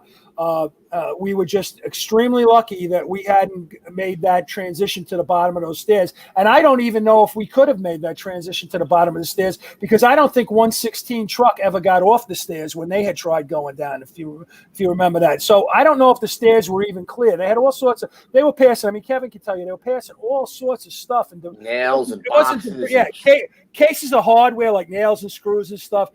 They had a ramp on the stair that folded down like with a thing, you know, they fold down to slide stuff down the stair. Wheels or whatever. They passed that out. They passed out a full display case of Rust-Oleum, you know, without the Rust-Oleum on it. So one of these big cardboard things that you would see in the store and be loaded with Rust-Oleum, you know, or I think it was WD-40. And so what were they using the staircase for, storage or something? Was there another staircase? I always question that because I don't know. But those are all the things that were giving me pause at this point, and the amount of time. The thing that tipped me off at that point was that kid in 116, when his Viber alert went off. I'm like, you could have. We've been here a long time, right? You could have knocked me over with a feather because I had no idea. You know, I knew we were there for a while, but I had no idea it was that long. You know, so and just very, very lucky. You know, I mean, that building was built right after the Civil War. If that was a modern building, the second floor would have come down on top of us, or we would have went into the basement, and either way we wouldn't be here, you know. So it's it was a miracle. I mean, it's really a miracle. I think about it today. I mean, you know, we're talking about all this stuff. It's bringing back a lot of memories. I was very upset that I had to retire when I did, as early as I did.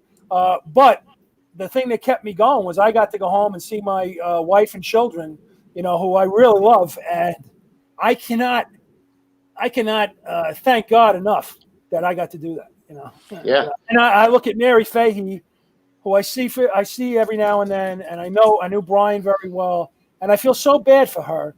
You know, she had to raise those boys without Brian. You know, so I mean, I all I can do is thank my lucky stars. You know, it is just like I said. We say this every show. You could do everything right, but at the end of the day, the fire has its day if it goes sideways. You know. Yeah, without a doubt.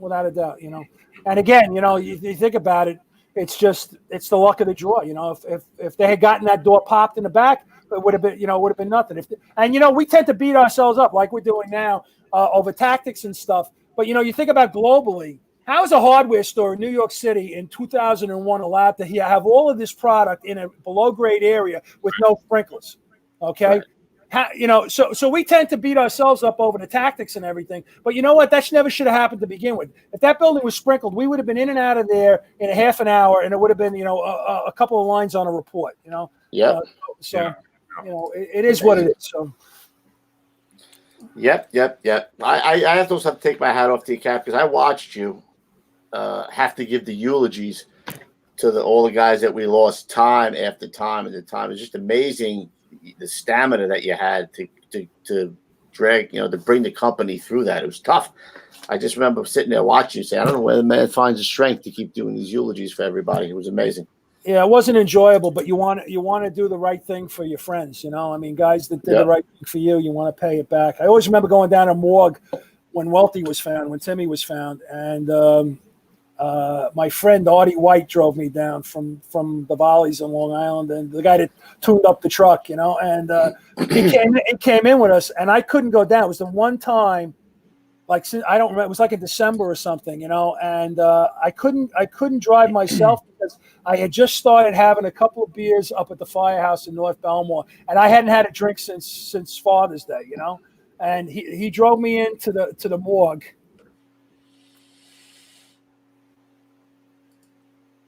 Tough. Yeah, just a tough day. Yeah, man. Let's get some good stuff going here. What time is it? Is it that time? It's definitely that time, but I think you might want to ask about one more thing. Speaking of good stuff, who's this lovely lady right here? Oh. I was going to say, you could see the passion in yourself, right now as you're trying to discuss.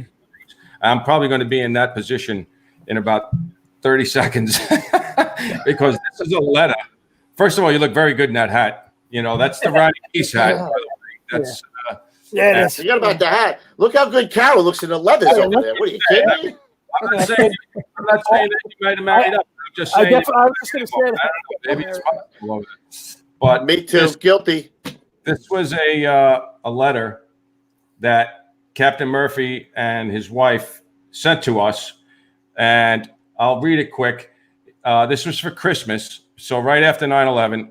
I saved it obviously all these years, and then what I did was when I came back to 288 as a lieutenant, I put it in a frame and I hung it, right where our guys are, in the 9/11 memorial type that we have. So I'll just read it to you quick. It is very hard to believe the Christmas season is upon us. So much has happened in the past few months, so many changes, new situations to deal with, so many uncertainties. But through it all, you have stood tall, not without pain, grief, or loss. The magnitude of your loss can never be expressed in words, but only displays itself on your faces and in your hearts. You have taken care of your brothers' families with the utmost respect and dignity. You have tirelessly gone down to the site to dig through the rubble, and you have stood silently at attention in honor of your fallen brothers and brought those that were found home to their families with tears in your eyes and heavy hearts. In the months ahead, when there is more time to contemplate the tragic events of September 11th, may peace overcome your loss. You have made us all very proud. It is an honor to say we are family of Squad 288.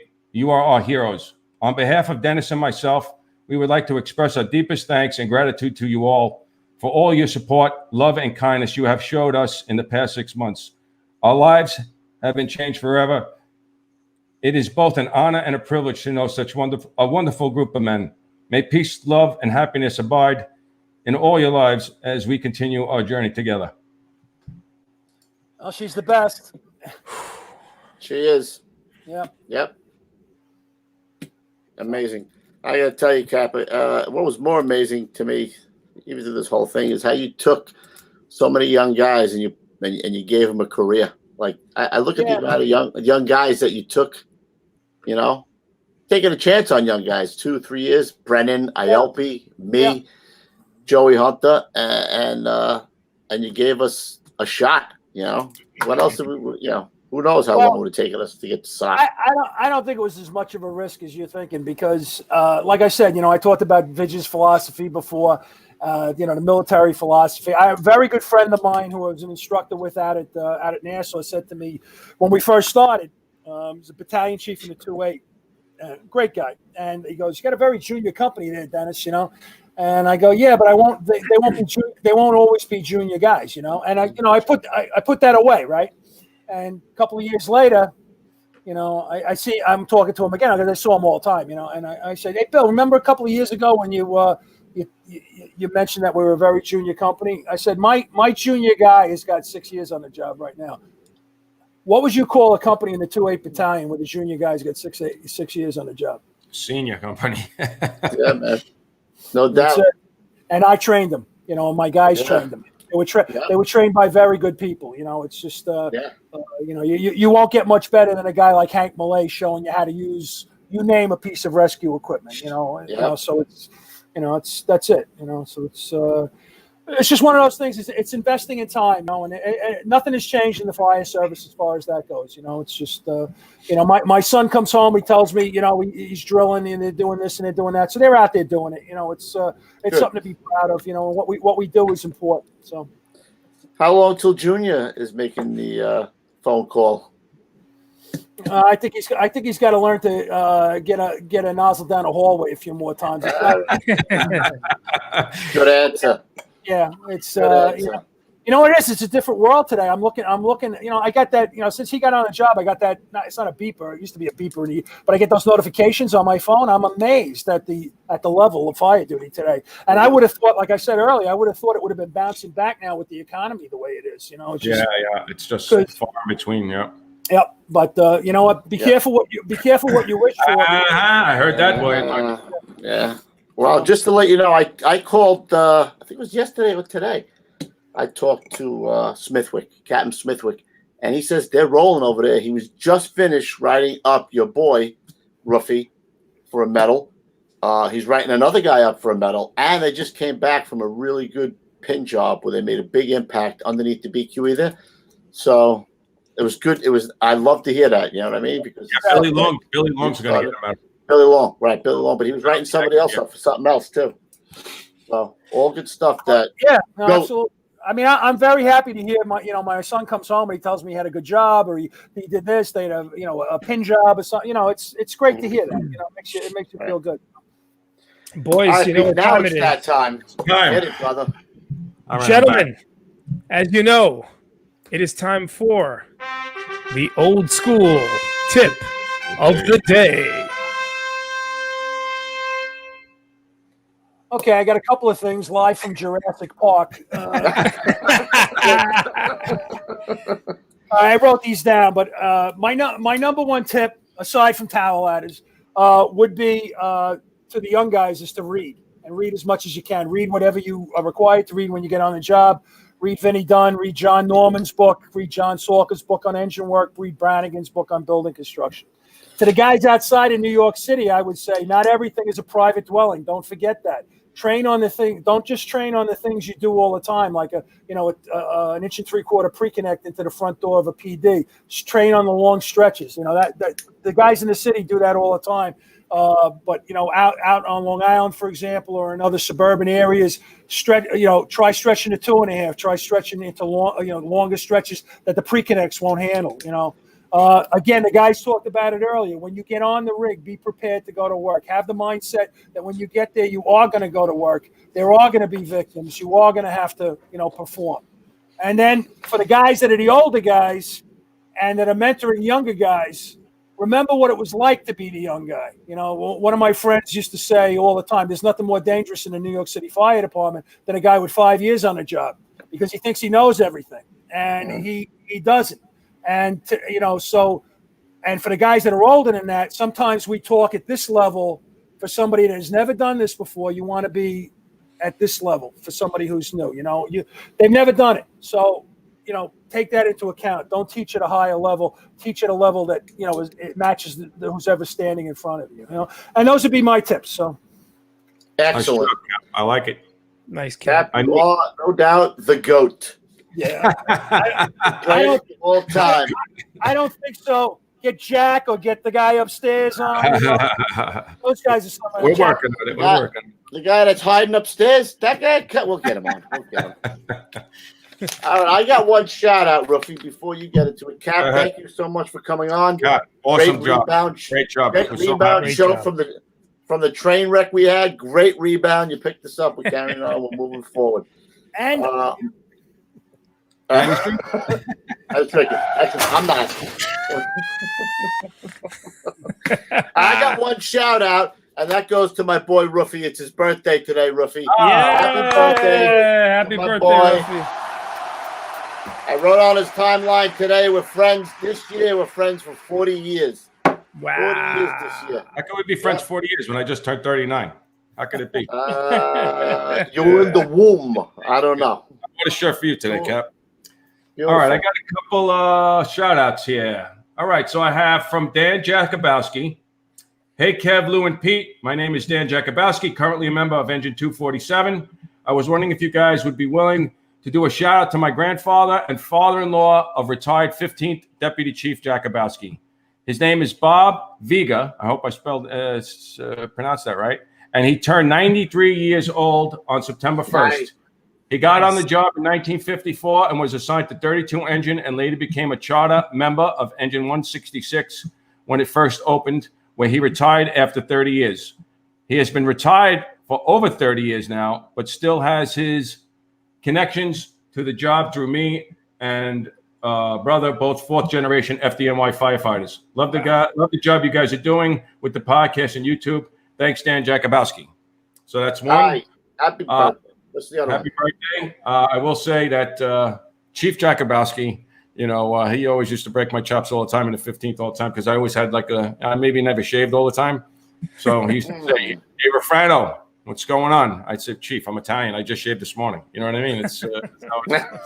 And then I also want to say there is, Pete, you have that flyer? I do. Here it is. The Setting Up for Success Tower Ladder Operations and Placement. There are 3 FDNY members. We are actually sponsoring this. So it's Chief Chris Iser, Lieutenant Will Hickey, and, of course, Firefighter Paulie Hoshhagen. This is going to be in Jackson, New Jersey on October 4th. I believe it is Sunday, October 4th, 9 to 3. Check it out. I don't know if how many spots they have left, but take a look at it. And then that's being presented and hosted by the Jackson Fire Station 55. Excellent stuff. That's it. That's all Cap, I got. any shouts you want to throw out there, Cap? Anybody want to shout out to? No, I just want to thank my, all the guys that I worked with through the years. Guys that I worked with at the Nassau Fire Academy. It was my side job for years. Great guys there. My friends John Brown and John Murray. Guys in North Belmore. Guys in East Meadow who I acknowledged earlier. But Artie White that I acknowledged earlier. Angelo Catalano, John Carbone, Alan Walters, Willie Riley. And, the rest of the crew that I know. So just great guys. Great people. All right, Ruffy. New products. What do we got? Challenge coins coming in this week, right? Challenge coins should be in this week. Allegedly. I mean, we got a couple of shirts coming out. We got some new products. We got the lighter. I mean, we've talked about it, but with the COVID thing, everybody's it's horse and buggy now. I think I'm not really sure what's going on, but so we'll take it as it comes, and that's the best we can do. I guess. Oh no, I'm out now. So we'll see. Hurry up! My internet's going. Yeah, next week is September 11th, so we're going to figure out a schedule, see what we're going to do, but we'll let you know over the weekend. I'll post it up on Facebook or Instagram, all that stuff. Awesome. Okay. Excellent. All right, fellas. That's it. Till we see you Cap, next hang time. on. Stay low and go. We'll see you.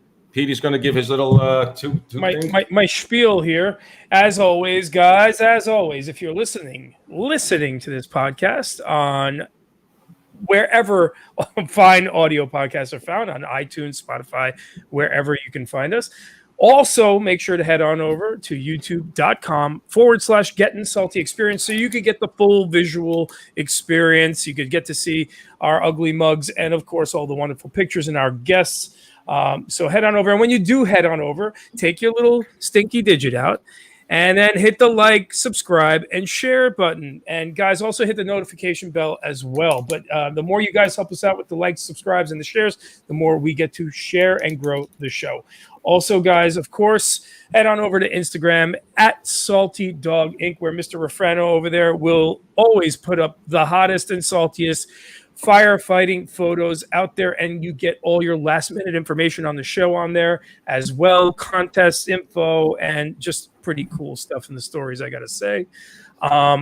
Also, guys, If you want to support the show, head on over to gettingsaltyapparel.com, where you will find t-shirts like this one, hats like Mr. Refreno's, and every kind of thing from shot glasses to pint glasses to cigar cutters, challenge coins. You know it. It's coming your way from gettingsaltyapparel.com, guys. And last but not least, email your questions to the show. And also, don't forget about our roadshow. If you have a roadshow submission, email us at gettingsaltyexperience@gmail.com. And if you want to email me personally, email me at gettingsaltypete@gmail.com. Thank you all for your support, and thank you guys all for listening.